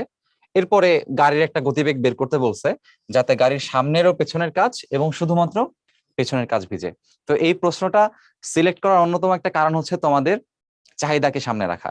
সো এই প্রশ্নটা নিয়ে অনেকের মাথা খারাপ থাকে যে ভাই, এরকম একটা প্রশ্ন আছে যে গাড়ির বেগ কেমন হইলে গাড়ির সামনের কাজ ভিজবে বা গাড়ির পেছনের কাজ ভিজবে বা দুইটা কাজে ভিজবে। সো ওই প্রশ্নটা হচ্ছে এখানে আসলে রাখা হয়েছে। এখন দেখো, অনেক আগে আসছে, 4-5 সালে আসছে, তবুও ওটার যেই ট্রেন্ড বা ওটার যে একটা ক্রেজ, সেটা এখন আসলে আছে। তাহলে আমরা একটু বোঝার চেষ্টা করি, সহজে বোঝার চেষ্টা করবো। দেখো, তাইলে আমাদের বৃষ্টির বেগ বলা আছে, আমরা একটু লিখে রাখি, সাইডে একটু নোট করে রাখি যে আমাদের বৃষ্টির বেগ বলা আছে 10 কিলোমিটার পার আওয়ার, আর বাতাসের বেগ বলা আছে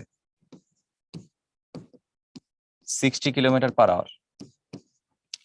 এবং পূর্ব থেকে পশ্চিমে যেমন বাতাস বইছে, একইভাবে পূর্ব থেকে পশ্চিমে আমার গাড়িটাও চলতেছে। এখন দেখো, এই জিনিসটাকে যদি আমি একটা ছোট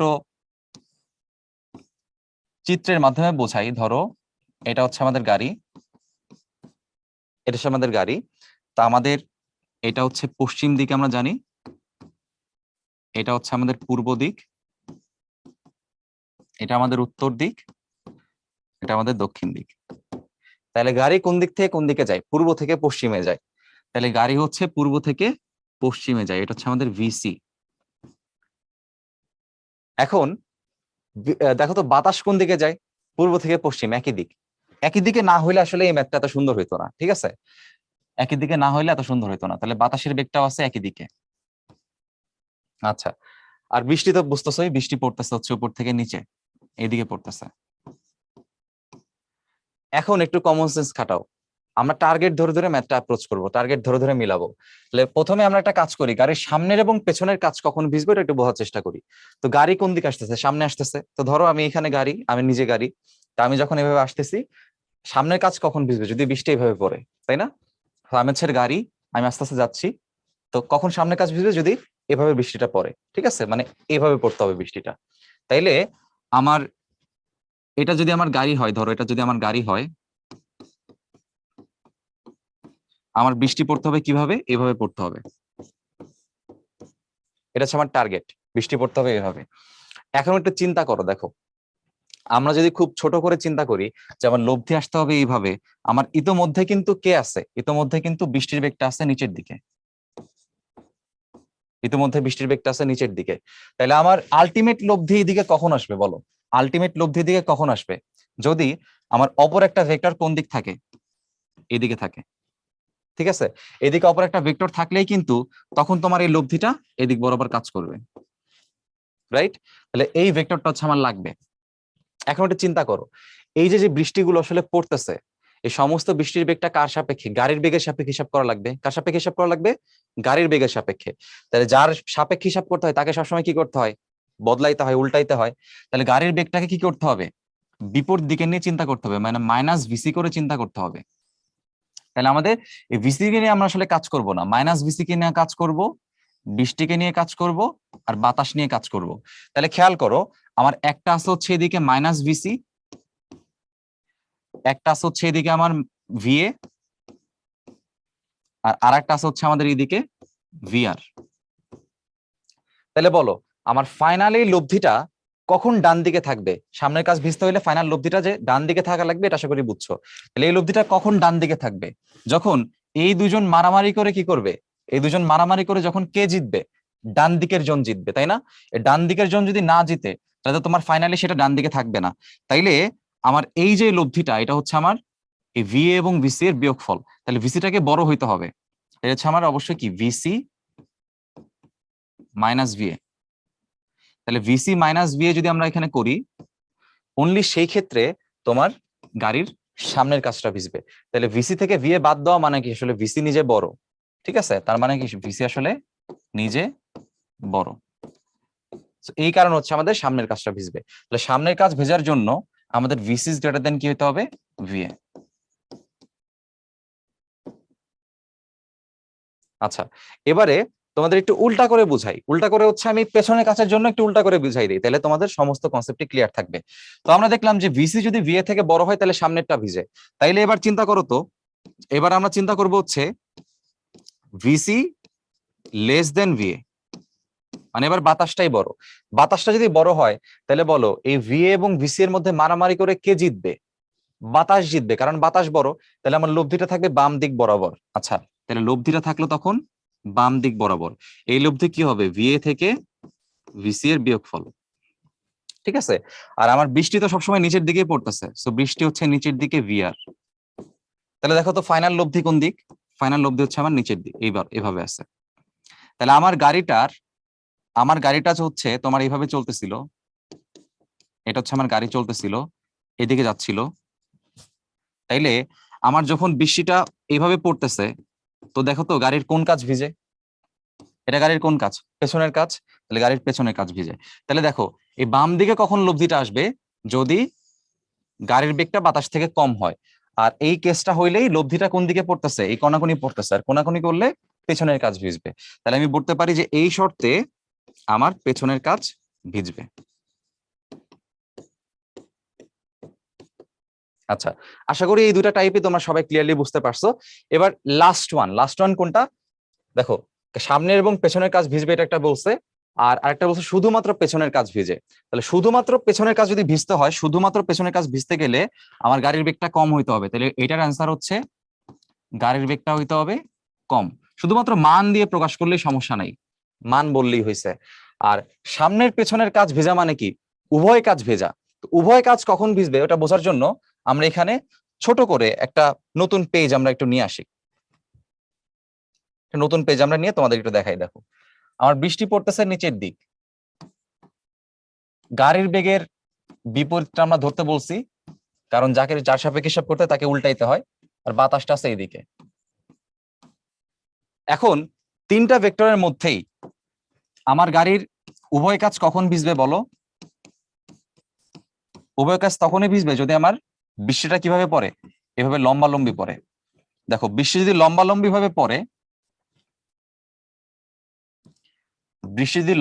ভাবে পড়ে, তাহলে সেটা সামনের কাছেও ভিজতেছে, পেছনের কাছেও ভিজতেছে। তাহলে বৃষ্টি কখন লম্বালম্বি পড়বে বা উলম্ব ভাবে পড়বে বলতো? যদি তাকে ডানেও কেউ না টানে, বামেও কেউ না টানে। ডানে বামে টানবে না কখন, যখন এই ভিসি আর ভিএ পরস্পর মারামারি করে দুইটাই শেষ হয়ে গেছে। তার মানে যদি আমার কখনো এই কেসটা হয় যে ভিসি আর ভিএ পরস্পর সমান, তো পরস্পর সমান হইলে আমার এই যে ভিসি এবং ভি এর যে লব্ধিটা সেটা হয়ে যাবে শূন্য। তাহলে বৃষ্টি তখন কি পড়বে, বৃষ্টির মধ্যে সরাসরি লম্বালম্বি পড়তে পারবে।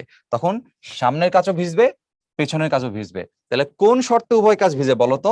যদি আমার এই গাড়ির বেগটা কি হয়, বাতাসের বেগের সমান হয়। তার মানে আমরা বলবো এটা সমান হইলে আমাদের উভয় কাজই ভিজবে। ওকে, তাহলে খেয়াল করো এখানে অ্যান্সারটা আমরা আশা করি পেয়ে গেছি। শুধুমাত্র সামনের কাজ বললে আমরা বলবো গাড়ির বেগটা বেশি হইতে হবে, শুধু পেছনের কাজ বললে আমরা বলবো গাড়ির বেগটা কম হইতে হবে বাতাস থেকে।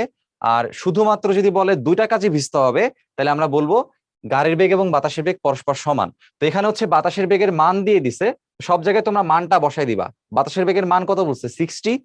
তাইলে এখানে আমার এখানে বলতে হবে কি, ভিসি এর মানটা হচ্ছে 60 থেকে কম হইতে হবে।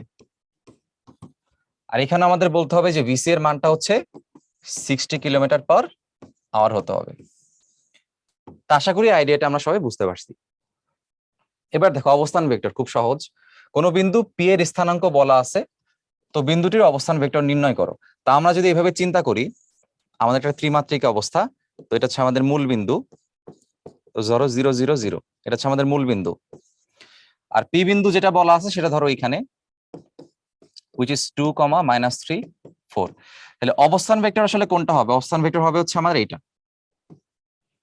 তাহলে এই অবস্থান ভেক্টরের নাম কি দেওয়া যায়? ওপি। তাহলে অবস্থান ভেক্টর হচ্ছে আমাদের এখানে ওপি ভেক্টর।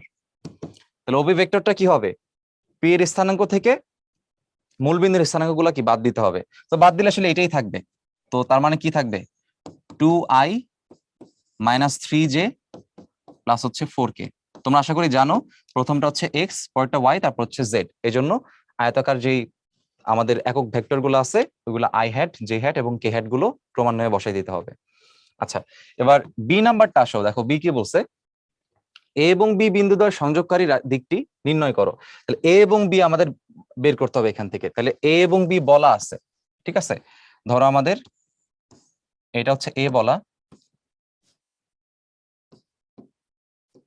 2, -1, 3, আর আমাদের হচ্ছে বি বলা আছে, ধরো এটা হচ্ছে আমাদের বি,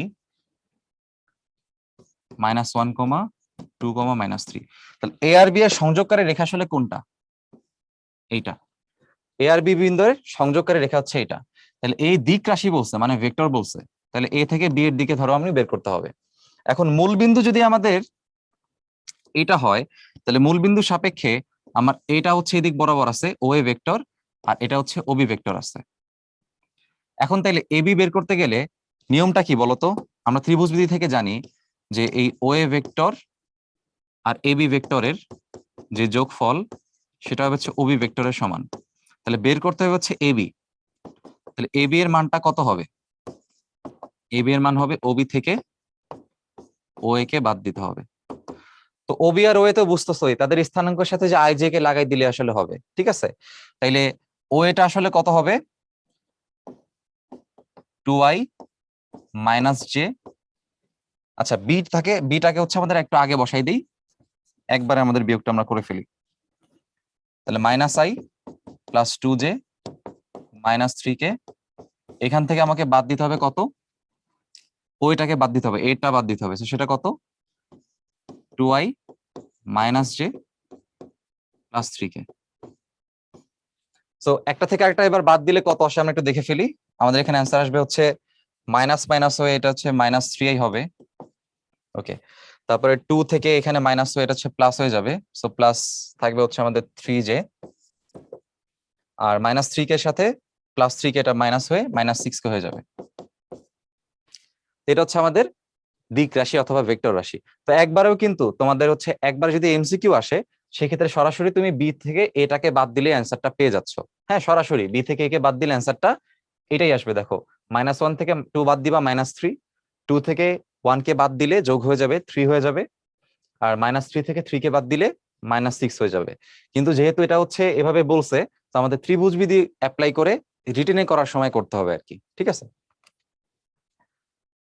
আচ্ছা, এবার দেখো আমাদের আইওটির একটা প্রশ্ন আছে ভেক্টরের ডট গুণন। তো এখানে বলছে একটা এফ ভেক্টর মানে ফোর্সের একটা ভেক্টর দিয়ে দিছে, আর পার্টিকেলের একটা ডিসপ্লেসমেন্ট বলছে যে এই পয়েন্ট থেকে সে এই পয়েন্টে গেছে। তাহলে ডিসপ্লেসমেন্ট মানে আসলে কি বলতো? ফাইনাল মানে ইনিশিয়াল। সো এটা হচ্ছে আমাদের ফাইনাল, এটা হচ্ছে আমাদের ইনিশিয়াল। ফাইনাল থেকে ইনিশিয়াল বাদ দাও, তাহলে -2 থেকে 3 বাদ দিলে কত থাকবে? -5i থাকবে। 3 থেকে 4k -4k বাদ দিলে যোগ হয়ে যাবে, সো সেটা হবে 7j। 5 থেকে 2k বাদ দিলে যোগ হয়ে যাবে, এটা হবে 7k। আর আমাদের ফোর্সের ভেক্টরটা বলাই আছে -2i + 3j প্লাস হচ্ছে 4k। তাহলে বলছে what is the amount of work done. তো আমরা কি জানি ওয়ার্ক ডান হচ্ছে ফোর্স ভেক্টর আর ডিসপ্লেসমেন্ট ভেক্টরের ডট প্রোডাক্ট। তো ডট প্রোডাক্ট করে দাও, আই এর সাথে আই হইলে হবে 10, জে এর সাথে জে হইলে হবে 21, আর কে এর সাথে কে হইলে হবে 28।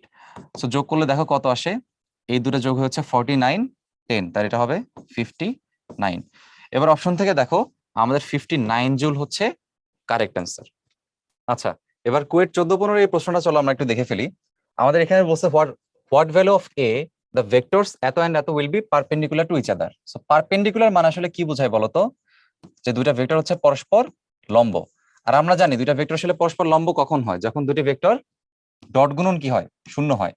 তো একটাকে আমরা এ ধরতে পারি, একটাকে বি ধরতে পারি, তাদের ডট গুণনটা তখন কত হবে? শূন্য হবে। তো ধরো এটা হচ্ছে আমার এ, আর এটা হচ্ছে আমাদের বি। তাইলে এখন আমরা জানি ডট গুণনে আই এর সাথে আই, জে এর সাথে জে, আর কে এর সাথে কি করতে হয়, কে এর পার্টটাকে গুণ করতে হয়। তাহলে আমরা এই মানগুলো একটু বসাই ফেলে দেখো, আই এর সাথে আই করলে আমার 2 এর সাথে এটা গুণ হয়ে যাবে 2a স্কোয়ার। এরপর জে এর সাথে যে করলে -2 আর এটাকে গুণ হয়ে যাবে প্লাস টুয়াইস এ। আর কে এর সাথে কে গুণ করলে এখানে আমার হবে -4 = 0। তাহলে এখান থেকে আমরা লিখতে পারি a স্কোয়ার প্লাস a -2 = 0।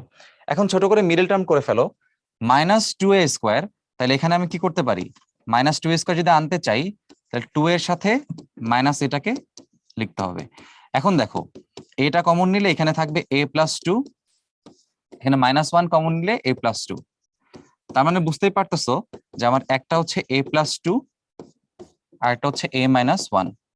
তার মানে এখান থেকে আমার a এর ভ্যালু একটা হবে হচ্ছে -2 আর একটা হবে হচ্ছে 1। তাহলে আমার অপশনের -2 এবং 1 যেটা আছে সি, সেটা হচ্ছে আমাদের কারেক্ট অ্যান্সার। ওকে, এবার দেখো কোন শর্তাধীনে এ এবং বি ভেক্টর দ্বয় পরস্পর লম্ব এবং সমান্তরাল হয়। তাহলে আমরা জানি যে পরস্পর লম্ব হতে হলে, পরস্পর যদি লম্ব হতে হয় সেক্ষেত্রে ভেক্টর দ্বয় পরস্পর কি হতে হয়, ডট গুণনটা শূন্য হইতে হয়। তো লম্ব হতে হলে এ ভেক্টর এবং বি ভেক্টরের ডট গুণটা শূন্য হবে। আর সমান্তরাল হতে হলে, যদি সমান্তরাল হতে হয় তাহলে এ ভেক্টর এবং বি ভেক্টরের যে ক্রস গুণ সেটা হচ্ছে আমাদের শূন্য হতে হবে। তবে উভয় ক্ষেত্রে মনে রাখতে হবে একটা একটা সিম্পল কথা, এটা লিখে দিবা যে ওই ক্ষেত্রে এ ভেক্টর আর বি ভেক্টর অবশ্যই অবশ্যই নাল ভেক্টর হওয়া যাবে না, নাল বা শূন্য ভেক্টর হতে পারবে না। অর্থাৎ তাদের একটা মান থাকতে হবে, ঠিক আছে? আদারওয়াইজ তো মান না থাকলে তো এমনি ডট করো বা ক্রস করো এমনি তো সেটা শূন্য, তাই না? আচ্ছা, এবার পরেরটা দেখো, পরেরটা বলছে বি এর দিকে এ এর লম্ব বিক্ষেপ নির্ণয় করো। সো যার লম্ব বিক্ষেপ নির্ণয় করতে হয় তার cos θ বের করতে হয়, দিস ইজ দ্য মেকানিজম, এটা মনে রাখবা। যার লম্ব বিক্ষেপ বের করতে হয় তার cos θ বের করতে হয়। তাহলে লম্ব বিক্ষেপ বের করতে হবে কার, এ এর। তাহলে আমাকে এ এর cos θ এর মানটা বের করতে হবে। সো এই cos θ এর মান কত হবে, এই cos θ এর মান হবে a dot b divided by হচ্ছে বি। কারণ কি, কারণ তোমরা জানো যে a ডট বি হচ্ছে ab cos θ। তাহলে আমার যদি এই cos θ এর মানটা বের করতে হয় তাহলে এই cos θ এর মান হবে কি a dot b divide by কি বি। তাহলে এখানে ছোট করে মান বসাই দাও, a ডট বি করলে i এর সাথে i করো, i করলে এখানে আসবে 50, জে এর সাথে জে করলে আসবে 48, আর কে এর সাথে কে করলে আসবে -72। আর নিচে আমাদের থাকতেছে দুইটার মান। তাহলে বি এর মান শুধুমাত্র এখানে আমার লাগবে, তাহলে বি এর মান এখানে হচ্ছে 25, এখানে 36, 25 প্লাস 36 প্লাস এখানে হচ্ছে 81। এবার একটু কষ্ট করে ক্যালকুলেশন করো, 50 আর 48 হচ্ছে এখানে 98 হয়, তার থেকে 72 কে বাদ দিতে হবে। আর এখানে রুটের মধ্যে 25 আর 36 যোগ করলে কত আসতেছে, 36 প্লাস 5 হচ্ছে 41, তার সাথে 20 যোগ করলে কত আসে, তাইলে 25 আর 36 যোগ করলে আমাদের আসে হচ্ছে 41, 61, 61 এর সাথে 81 যোগ করতে হবে, তাহলে কত আসে দেখো তো 142। তাহলে নিচে রুটের মধ্যে থাকবে হচ্ছে আমাদের 142। আলটিমেটলি 98 থেকে 72 কে বাদ দিলে কত, 8 থেকে 2 বাদ দিলে 16, এখানে থাকবে 26, এখানে থাকবে আমাদের 26 ডিভাইডেড বাই রুট 142। এতটুকু অ্যান্সার লিখে দিলেই গুড এনাফ। তো এটা হচ্ছে আমাদের অ্যান্সার। আচ্ছা, এবার দেখো বইয়ের 19-20 একটা প্রশ্ন আসছে যে এই ভেক্টরের দিকে এই ভেক্টরের উপাংশ নির্ণয় করো। দেখো উপাংশ মানে আসলে কি, উপাংশ মানে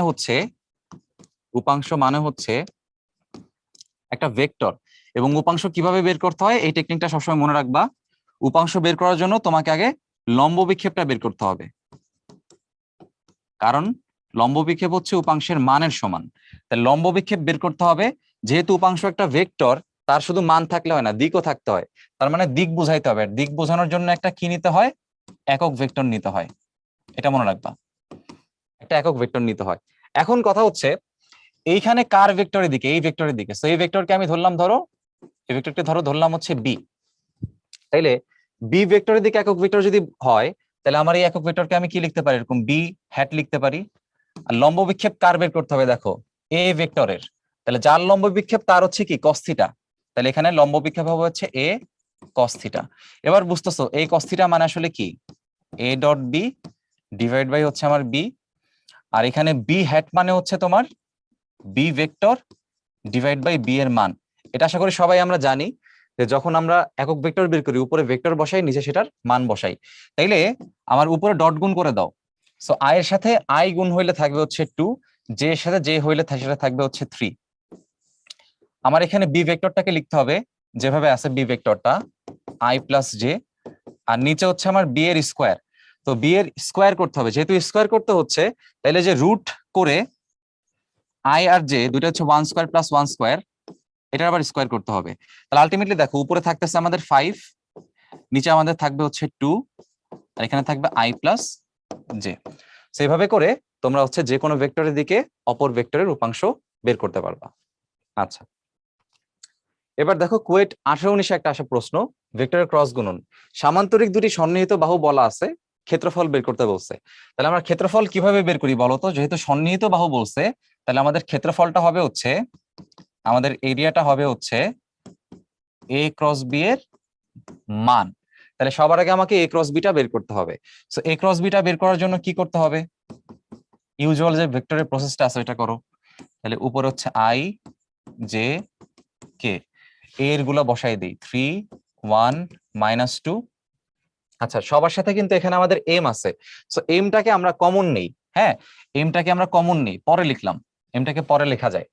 আর বি এর সাথে আছে হচ্ছে 2 -1 -1, তাহলে 2 -1 -1। বি এর সাথে একটা এম আছে, তাইলে দুটো হচ্ছে আসলে মিটার বলে দিছে, ঠিক আছে, তাইলে এখানে আসলে মিটার বলে দিচ্ছে, তাইলে আর এম লেখা দরকার নেই, তো মিটারই তো। আচ্ছা, তাইলে এখান থেকে আই হ্যাট -1 -2, এরপর হচ্ছে জে হ্যাট, জে হ্যাট হিসাব করলে কত আসে দেখো তো, -3 + 4। এরপর হচ্ছে কে হ্যাট, কে হ্যাট হিসাব করলে কত আসে দেখো তো, -3 -2। তার মানে এখানে আমাদের থাকে -3i, এখানে থাকে আমাদের হচ্ছে -j হ্যাট, আর এখানে থাকে -k হ্যাট। এটা হচ্ছে আমাদের এ ক্রস বি, তার মডুলাস এখানে করতে হবে, তার মানে √9 + 1 প্লাস হচ্ছে 25। তাহলে এখানে কত থাকে দেখো তো, √35, √35। এখন √35টা আসলে কার কাছাকাছি মান দেখো, ধরো এটা এমসিকিউ তে আসছে, যদিও কুয়েটে 18-19 সালে আসছে, তো ধরে নাও এটা এমসিকিউ আসছে। তো √36 আসলে কি, √35 আসলে √36 এর খুব কাছাকাছি, তার মানে এটা আসলে কি, মানটা 6 এর কাছাকাছি হবে। তো 6 এর কাছাকাছি এখানে অপশনে কোনটা আছে দেখো তো, 4টা অপশনের মধ্যে প্রথম অপশনটা হচ্ছে 6 এর খুব কাছাকাছি, দ্যাট ইজ কত, 5.92। আচ্ছা, এবারে দুটি স্কেলার ভেক্টরের মানে দুটি ভেক্টরের স্কেলার গুণফল বলা আছে। তো ভাইয়া স্কেলার গুণফল মানে আসলে কি বলতো, ডট প্রোডাক্ট করতে হয়, তাই না? তাহলে দুটা ভেক্টর আমি ধরে নিই এ এবং বি, যাদের স্কেলার গুণফল, স্কেলার গুণফল মানে ডট গুণ মানে A B cos theta. So A B cos theta বলা আছে 20, আর ভেক্টর গুণফল হচ্ছে 6√2। তো ভেক্টর গুণফল মানে কি, এ ক্রস বি, আর এ ক্রস বি এর মান আসলে কত, এ বি সাইন থিটা। তাহলে মান বলে দিছে, তো তাহলে এ বি সাইন থিটা সমান হবে 6√2। আচ্ছা, এবার দেখো আমরা যদি একটাকে 1 ধরে আর একটাকে যদি 2 ধরি, তাহলে 2 ভাগ 1 করি, 2 ভাগ 1 করলে এখানে আমার sine theta by cos theta হয়ে যাবে tan থিটা, উপরে থাকবে 6√2, নিচে থাকে হচ্ছে আমাদের 20। তো এটাকে একটু ছোট করি, এটা 3, এটা মনে করো হচ্ছে 10। তাহলে আমাদের এখানে কত থাকে, 3√2 বাই হচ্ছে 10। তাহলে এই থিটার মানটা আমাদের এভাবে হচ্ছে এখানে বের করে নিয়ে আসতে হবে। আমরা একটু ক্যালকুলেটরে করে দেখি কত আসে।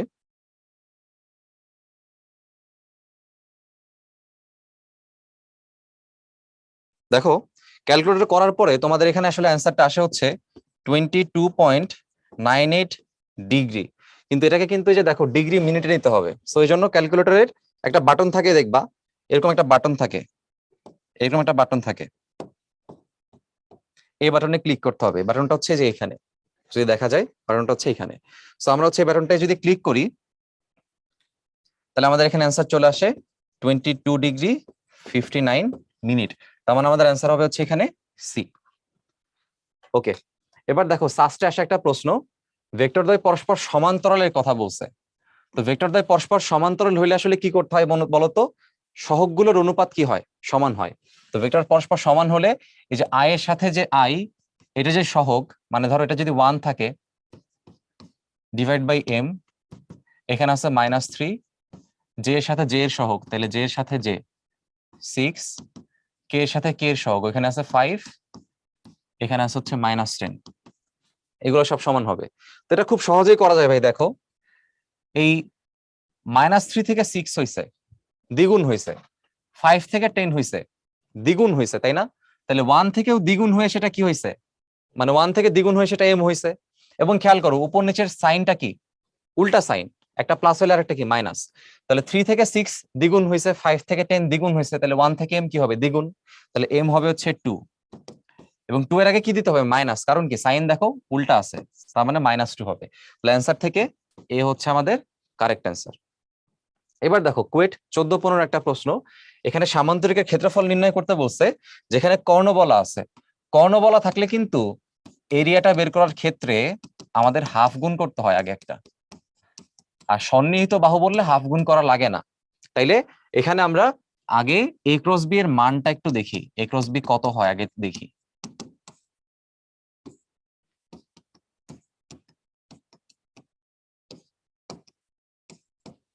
বি এর ভ্যালুগুলো আমরা একইভাবে বসাই দিই।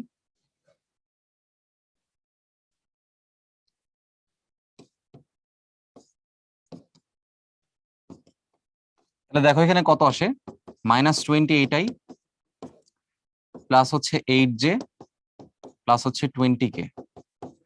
এটার এবার সরাসরি ক্যালকুলেটর করে ফেলো, √28 স্কোয়ার, 8 স্কোয়ার প্লাস 20 স্কোয়ার। তো ক্যালকুলেটর আমরা একটু দেখে ফেলি এই ভ্যালুটা আসলে কত আসে।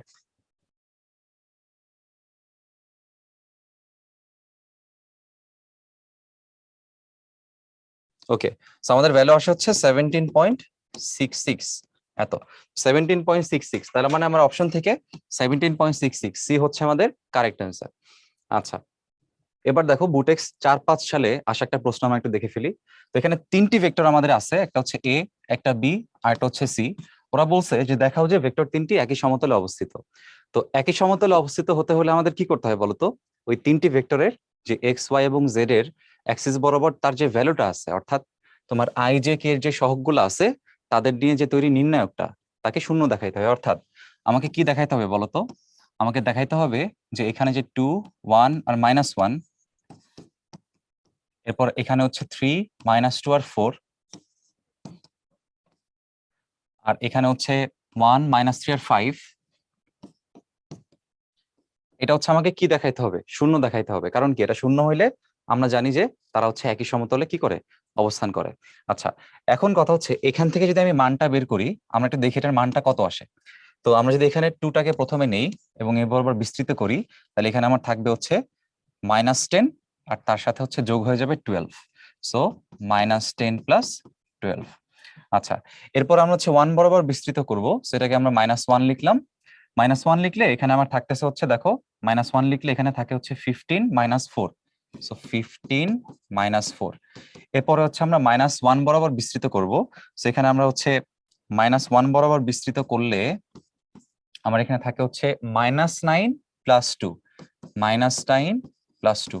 তাহলে খেয়াল করে দেখো ভাইয়া, এখানে যদি আমি 2 ইন্টু কত আছে, এখানে 2 আছে, এখানে -1 ইন্টু কত আছে, 11 আছে, আর এ পাশে হচ্ছে আমার -7 এর সাথে -1 গুণ হয়ে এটা +7 হয়ে গেছে।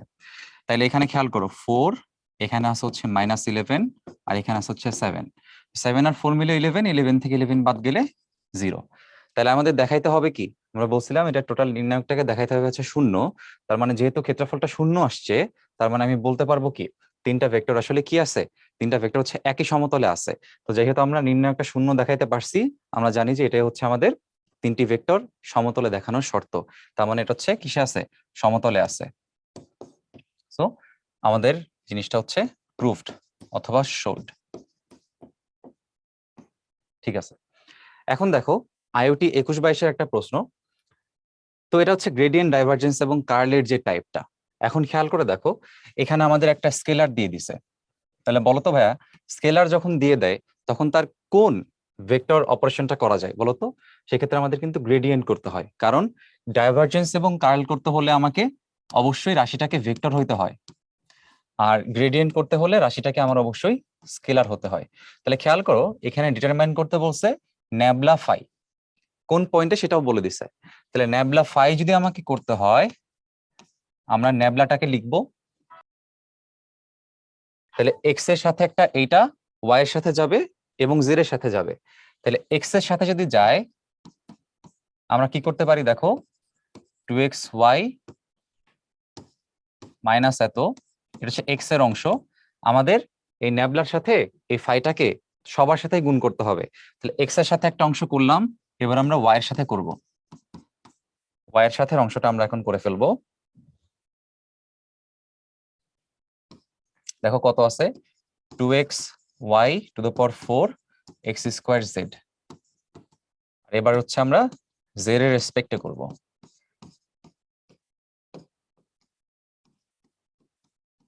আচ্ছা, যেহেতু পার্শিয়াল ডিফারেন্সিয়েশন, তার মানে তোমরা বুঝতে পারতেছো যে এখানে হচ্ছে শুধুমাত্র আমার এক্সটা পরিবর্তন হবে, এখানে যেহেতু ওয়াই এর রেসপেক্টে, তার মানে এখানে শুধু ওয়াইটা পরিবর্তন হবে, তাহলে এই পার্টটা শূন্য হয়ে যাবে। এখানে শুধুমাত্র জেড এর সাপেক্ষে পরিবর্তন, সো জেড যেখানে থাকবে শুধুমাত্র সেটাকে আমার ডিফারেন্সিয়েট করতে হবে। তাইলে এখানে আমরা প্রথম যে অংশটা আছে, এই এক্সটা হয়ে যাবে 1, তাহলে এখানে থাকবে 2y⁴ মাইনাস এটা হবে হচ্ছে 2xz। আচ্ছা, এরপরে আমার হচ্ছে এই অংশ যদি আমরা করি, y⁴ হয়ে যাবে হচ্ছে 4y³, তাই না? তাহলে 4y³ যদি 2 এর সাথে গুণ হয় কত হবে, 8y³। তাহলে এটা হবে 8xy³ মাইনাস হচ্ছে এই পার্টটা শূন্য হয়ে যাবে, কারণ এখানে কোনো y নাই, তার মানে এটা হচ্ছে সে ধ্রুবক হিসেবে চিন্তা করবে, সো এটা হচ্ছে শূন্য। তো এটা লেখার দরকার নাই, এটাকে আমরা জে ক্যাপ লিখে দিলাম। আর ফাইনালি আমাদের আরেকটা পোর্শন হচ্ছে কে এর সাথে, জেড এর সাথে, জেড এর রেসপেক্টে করতে হবে। সো প্রথম অংশ তো বুঝতেছো 0 হয়ে যাবে, পরের অংশ শুধুমাত্র থাকবে হচ্ছে আমাদের -x²। এখন খেয়াল করো, আমাদের বের করতে হবে একটা সার্টেন পয়েন্টে, সেটা সার্টেন পয়েন্ট হচ্ছে 2 -1 2, তার মানে xyz এর ভ্যালু বলা আছে। তাহলে আমার এটা হচ্ছে x এর ভ্যালু, এটা y এর ভ্যালু, এটা আমার z এর ভ্যালু। তো আমরা এই মানগুলো এখন এখানে বসাই দিব। আমরা লিখি at 2, -1, 2, এই ন্যাবলা ফাই এর মানটা হবে হচ্ছে, এখানে শুধু ভ্যালুগুলো ইনপুট করো। তাহলে দেখো y এর মান হচ্ছে -1 হয়ে সেটা হচ্ছে 1 হয়ে যাবে ⁴ হয়ে, এরপরে -2xz, x এবং z দুজনই 2 2 করে আছে, তাহলে দুটার গুণফল হবে হচ্ছে 4।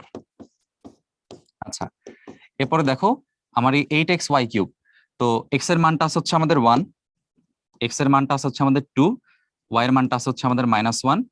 তাইলে এখানে আমাদের মান যদি বসাই দিই, দেখো এটা হচ্ছে 16 হয়ে যাবে, দুটা গুণ হয়ে, আর এখানে একটা মাইনাস হয়ে যাবে, তাই না? তাহলে এটা হচ্ছে -16 জে হ্যাট। আমরা এক্স এর মানটা বসাই দিলাম, ওয়াই এর মানটা বসাই দিলাম, তাহলে -16 আসলো। এখন আমাদের ফাইনালি এখানে এক্স এর মানটা বসাইতে হবে। এক্স এর মানটা কি আকারে, স্কোয়ার আকারে আছে। আচ্ছা, আগে একটা মাইনাস আছে, তাহলে আমরা এখানে লিখলাম -2² কে হ্যাট। তাহলে দেখো ফাইনালি কি পাচ্ছি, এখানে 2 থেকে বাদ যাচ্ছে কত, 8 বাদ যাচ্ছে। সো 2 থেকে 8 বাদ গেলে কত থাকে, -6 থাকে। তার মানে -6i হ্যাট, এরপর এখানে হচ্ছে -16j হ্যাট, আর সবার লাস্টে হচ্ছে 4k হ্যাট। তাইলে এটাই হচ্ছে আমাদের আসলে এখানকার গ্রেডিয়েন্ট। তো আমরা এখন একটু দেখি আমাদের কোনটার সাথে মিলে। তো আমরা যদি এখানে একটা মাইনাস কমন নিই, দেখো আমার অপশনে এটা আছে কিন্তু একটা মাইনাস কমন আছে। তো এখানে একটা মাইনাস কমন নিলেই কিন্তু 6i হ্যাট, 16j হ্যাট আর 4k হ্যাট, মাইনাস কমন নিলেই কিন্তু আমাদের ডি এর সাথে এটা হুবহু মিলে যাচ্ছে। আচ্ছা, এবার চলো আইওটি 21-22 আর একটা প্রবলেম আমরা দেখি। একটা সলিনয়েডাল ভেক্টর ফিল্ড বলছে। আচ্ছা, সলিনয়েডাল ভেক্টর ফিল্ড বলা মানে এটা ডাইভারজেন্স কত হবে ভাইয়া? এটা ডাইভারজেন্স হবে হচ্ছে 0। সলিনয়েডাল টার্মটা শুধুমাত্র তোমাদের এখানে কার মধ্যে আছে, ডাইভারজেন্সের মধ্যে আছে, যখন ডাইভারজেন্স কত হয়, 0 হয়। তাইলে আমার ভেক্টর ফিল্ড যেটা আছে, এটা ডাইভারজেন্স যদি আমি করি, আমরা জানি যে ডাইভারজেন্স অফ ভি ভেক্টর হচ্ছে ন্যাবলার সাথে ভি এর কি ডট গুণন। আচ্ছা, এবং সেটা হচ্ছে প্রশ্ন মতে 0, যেহেতু আমাকে বলে দিছে সলিনয়েডাল ফিল্ড, তাইলে এইখানে ডাইভারজেন্সের মানটা আমি বসাবো হচ্ছে 0, আর এখানে আমরা ডট গুণ করব। সো ডট গুণ করলে কি আই এর সাথে আই, জে এর সাথে জে আর কে এর সাথে কে, তাহলে ন্যাবলার মধ্যে যে ডেল ডেল এক্স টার্মটা থাকে সেই ডেল ডেল এক্স টার্মের সাথে আমার এখানকার এই আই এর পোর্শনটা গুণ হবে, which is 5x plus 2y।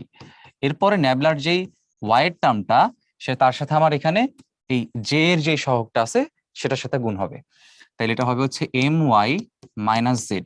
R finally আমার হচ্ছে এখানে এই কে হ্যাটের সাথে যে সহগটা আছে যেটা হচ্ছে তোমার এক্স মাইনাস 4z সেটা গুণ হবে। এখন ছোট করে ক্যালকুলেশন করে ফেলো, দেখো এখানে আমার শুধুমাত্র এক্স চলক, তাহলে এখানে থাকবে শুধু 5, এখানে শুধু ওয়াই চলক, তাহলে এখানে শুধু থাকবে হচ্ছে এম, আর এখানে শুধুমাত্র চলক হচ্ছে 4z, মানে টোটাল টার্মটা আর কি, তাহলে শুধুমাত্র জেডটা থাকলেও এখানে থাকবে হচ্ছে 4, আর এই টোটাল মানটা হচ্ছে আমার এখানে 0। তাহলে খেয়াল করে দেখো এখানে আমার থাকতেছে হচ্ছে m plus 1 equals to 0, therefore আমরা বলতে পারি আমার এম এর মানটা হচ্ছে -1, তার মানে আমার অ্যান্সার হচ্ছে এম ইকুয়ালস টু -1। ওকে, এবারে দেখো আমাদের চুয়েট 15-16 সালে আসা একটা প্রশ্ন, এ বি এবং সি এর মান কত হলে একটা ভেক্টর অঘূর্ণনশীল হবে। সো আমরা দেখো একটা করছি হচ্ছে প্রথমটা গ্রেডিয়েন্ট, এরপরটা করলাম ডাইভারজেন্স, এটা হচ্ছে আমাদের কার্লের একটা প্রবলেম, অঘূর্ণনশীল। হ্যাঁ, তো এই ঘূর্ণনশীল অঘূর্ণনশীল আসলে কখন বলা হয়, যখন তার কার্লটা কি হয় বলতো, যখন তার কার্লটা হচ্ছে কি হয়, 0 হয়। তাহলে আমাকে কার্ল 0 ধরে ম্যাথটাকে করতে হবে। তো কার্ল প্রথমে বের করতে হবে কার, এই ভেক্টরটার কার্ল বের করতে হবে। সো ভেক্টরের কার্ল বের করা মানে আসলে কি বলতো, ন্যাবলার সাথে ভেক্টরটার কি করা, ক্রস গুণন করা। তাহলে আমরা যদি এখানে ক্রস গুণন করি তাহলে এখানে কি লেখা যাবে বলতো, এখানে লেখা যাবে I hat, J hat, K hat, আর নিচে হচ্ছে এই ন্যাবলার টার্মগুলো আগে লিখতে হবে। সো ন্যাবলার টার্ম হচ্ছে, টার্মগুলো একটু লিখে ফেলি, এরপরে ভি ভেক্টরের টার্মগুলো একটু লিখে ফেলি।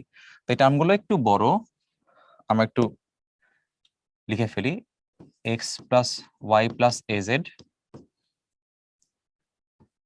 bx plus 3y minus Z, আর এটা হচ্ছে 3x plus cy plus Z. তো আমরা একটু একবার এটা করার চেষ্টা করব। দেখো আমরা যে এখানে দেখতে পাচ্ছি, যদি আমি প্রথমে আই হ্যাট বরাবর বিস্তৃত করি, তাহলে আই হ্যাট বরাবর বিস্তৃত করলে প্রথমে কি এইটার সাথে এইটা, এখন খেয়াল করো এই টার্মের সাথে যখন এই টার্ম তুমি হিসাব করতেছো তখন ওয়াই এর রেসপেক্টে তুমি চিন্তা করতেছো, ওয়াই এর রেসপেক্টে এখানে 3x cy z এর মধ্যে শুধুমাত্র কোন অংশটা চেঞ্জ হবে বলতো, যার সাথে ওয়াই আছে, মানে এখানে শুধুমাত্র কি থাকবে, সি থাকবে। এখানে শুধুমাত্র থাকতেছে হচ্ছে সি, এখান থেকে মাইনাস করতে হবে, মাইনাস করতে হবে কোনটা, মাইনাস করতে হবে হচ্ছে আমাদের এইটা, এটাকে মাইনাস করতে হবে। এখন দেখো এখানে জেড এর রেসপেক্টে করতে হবে, তার মানে শুধুমাত্র চেঞ্জ কি হবে, শুধুমাত্র চেঞ্জ হবে এই অংশটা যার সাথে জেডটা আছে, তাহলে এটা হয়ে যাবে কত, -1, তাহলে একটা -1 থাকবে এখানে। ওকে, তো এই অংশ আমাদের শেষ, এবার আমরা পরবর্তী অংশে দেখি কি করা যায়। আচ্ছা, এখন দেখো এখানে আমরা জে হ্যাট লিখে রাখলাম, তো জে হ্যাটের সাথে যখন হিসাব করব তখন কি, তখন আমার জে হ্যাটের সাপেক্ষে হিসাব করলে প্রথমে এইটার সাথে এইটা হিসাব করতে হবে। তাহলে খেয়াল করো এখানে এক্স এর রেসপেক্টে চিন্তা করলে শুধুমাত্র 3x টা চেঞ্জ হবে, 3x চেঞ্জ হয়ে হবে কত, 3 থাকবে। আর এরপর এখান থেকে বাদ দিতে হবে কাকে, এই বিস্তৃতিটাকে।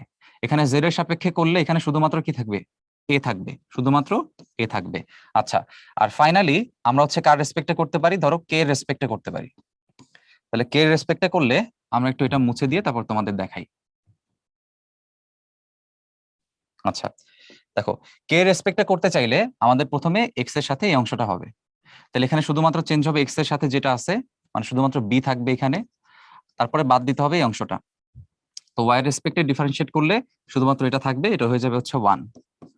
আচ্ছা, এবার আমরা সবগুলো একটু মুছে দিই। আচ্ছা, এখন দেখো তাহলে এখান থেকে কি লেখা যাচ্ছে, এখানে আই হ্যাটের সাথে আমার ব্র্যাকেটের ভিতরে কি আছে, c+1 আছে। এরপর আমার হচ্ছে এখানে জে হ্যাটটাকে যদি আমি রাখি, ধরো আমি এখানে যদি জে হ্যাটটাকে পজিটিভ রাখি, পজিটিভ রাখলে এটা হয়ে যাবে a-3। আর সবার শেষে যদি কে হ্যাটটাকে আমি রাখি তাহলে কে হ্যাটের সাথে থাকতেছে হচ্ছে আমার b+1। এখন কার্লটা যদি 0 হইতে হয় তাহলে তো বুঝতেছো, কার্লটাকে যদি 0 হইতে হয় আমাদের টার্গেট হচ্ছে কার্লটাকে 0 হইতে হবে। কার্লটাকে 0 হইতে হইলে এই প্রত্যেকটা ইন্ডিভিজুয়াল টার্মকে তোমার 0 হইতে হবে, প্রত্যেকটা। যে কোনো একটা যদি অশূন্য থাকে কার্ল কখনোই কিন্তু শূন্য হওয়া সম্ভব না। এখানে তিনটাকে শূন্য হইতে হবে। তাহলে প্রশ্ন মতে তিনটায় যদি শূন্য হয় তাহলে c+1 যদি শূন্য হয় তাহলে সি কত আসলো বলতো? সি আসলো আমাদের -1। আবার a-3 যদি শূন্য হয় তাহলে এ কত আসবে বলতো? এ আসবে 3। আর ফাইনালি b+1 যদি শূন্য হয় তাহলে আমার বি এর মান আসবে -1। তাহলে আমাদের b-1 একটা, a3 একটা, আর c-1, এই তিনটা হচ্ছে আমাদের অ্যাকচুয়ালি অ্যান্সার। তাহলে আমাদের এ বি সি এখানে সিকোয়েন্সিয়ালি বলছে, দেখো এ বি সি, তাহলে প্রথমে লাগবে হচ্ছে আমাদের 3 লাগবে। তো প্রথমে 3 কোনটা আছে অপশনে দেখো, সবগুলোই 3 দিয়ে রাখছে একটা ভাতে, তাই না? তাহলে আমাদের এবার বি অপশনটাও চেক করতে হবে যে বি এর মান কত। তো বি কত আছে দেখো, -1। বি হচ্ছে আমাদের কত আছে? -1 আছে। তাহলে b-1 কোনটাই আছে অপশন দেখো, বি শুধুমাত্র আমার এই অপশনটাতে -1 আছে। এবার আরেকটু শিওর হওয়ার জন্য আমি দেখি সিটা কি -1 আছে কিনা। হ্যাঁ, সিও -1 আছে। তাহলে আমার কোনটা অ্যান্সার বলো তো? এখান থেকে বি হচ্ছে আমাদের কারেক্ট অ্যান্সার। ওকে, এবার দেখো বুটেক্স 14-15 একটা প্রশ্ন, একদম মিস্ক একটা প্রশ্ন আর কি, যে এখানে স্কেলার রাশি আসলে কোনটা। তো জ্ঞানমূলক প্রশ্ন, তোমরা দেখলেই বুঝতেছো। আমরা জানি যে তড়িৎ ক্ষেত্র বা তড়িৎ বিভবের মধ্যে একটা ভেক্টর আর একটা হচ্ছে স্কেলার, তাই না? তড়িৎ ক্ষেত্র হচ্ছে আমাদের ভেক্টর, তড়িৎ বিভব হচ্ছে আমাদের স্কেলার। তো এরকম যদি আমি সবগুলো খেয়াল করি, খেয়াল করে গেলে একদম লাস্টেরটা দেখো, চার্জ এবং কম্পাঙ্ক নিয়ে কথা বলা হয়েছে। তো চার্জ হচ্ছে আমার একটা কি রাশি? একটা স্কেলার রাশি, চার্জের মান থাকে, তাই না? যেমন ইলেকট্রনের চার্জ শিখছো, প্রোটনের চার্জ শিখছো। কম্পাঙ্ক কি বুঝায়? ফ্রিকোয়েন্সি, মানে একক সেকেন্ডে কয়টা পূর্ণ কম্পন হয়। তাহলে এগুলো তো আসলে কখনো দিক লাগে না, তাই না? তাহলে এগুলো অদিক রাশি অথবা স্কেলার রাশি। তাহলে মানে এখানে অ্যান্সার কি হবে? অ্যান্সার হবে ডি। তো এটাই হচ্ছে আমাদের এই ভেক্টর চ্যাপ্টারের অ্যাডভান্স প্রবলেম সলিউশনের লাস্ট প্রশ্ন ছিল। তোমাদের সাথে আবার ইনশাল্লাহ পরে দেখা হবে। এবং একটা বিষয় মনে রাখবা, এই অ্যাডভান্স মাস্টার ক্লাসের বা অ্যাডভান্স প্রবলেম সলভিং এর ক্লাসটা, এটা করলে আমরা আশা করি যে যে কোনো ধরনের প্রশ্ন এই ভেক্টরের চ্যাপ্টার থেকে হলে তুমি বিশ্ববিদ্যালয়ে সেটা অ্যান্সার করে আসতে পারবে ইনশাল্লাহ। তোমাদের জন্য অনেক বেশি শুভকামনা থাকবে। আসসালামু আলাইকুম।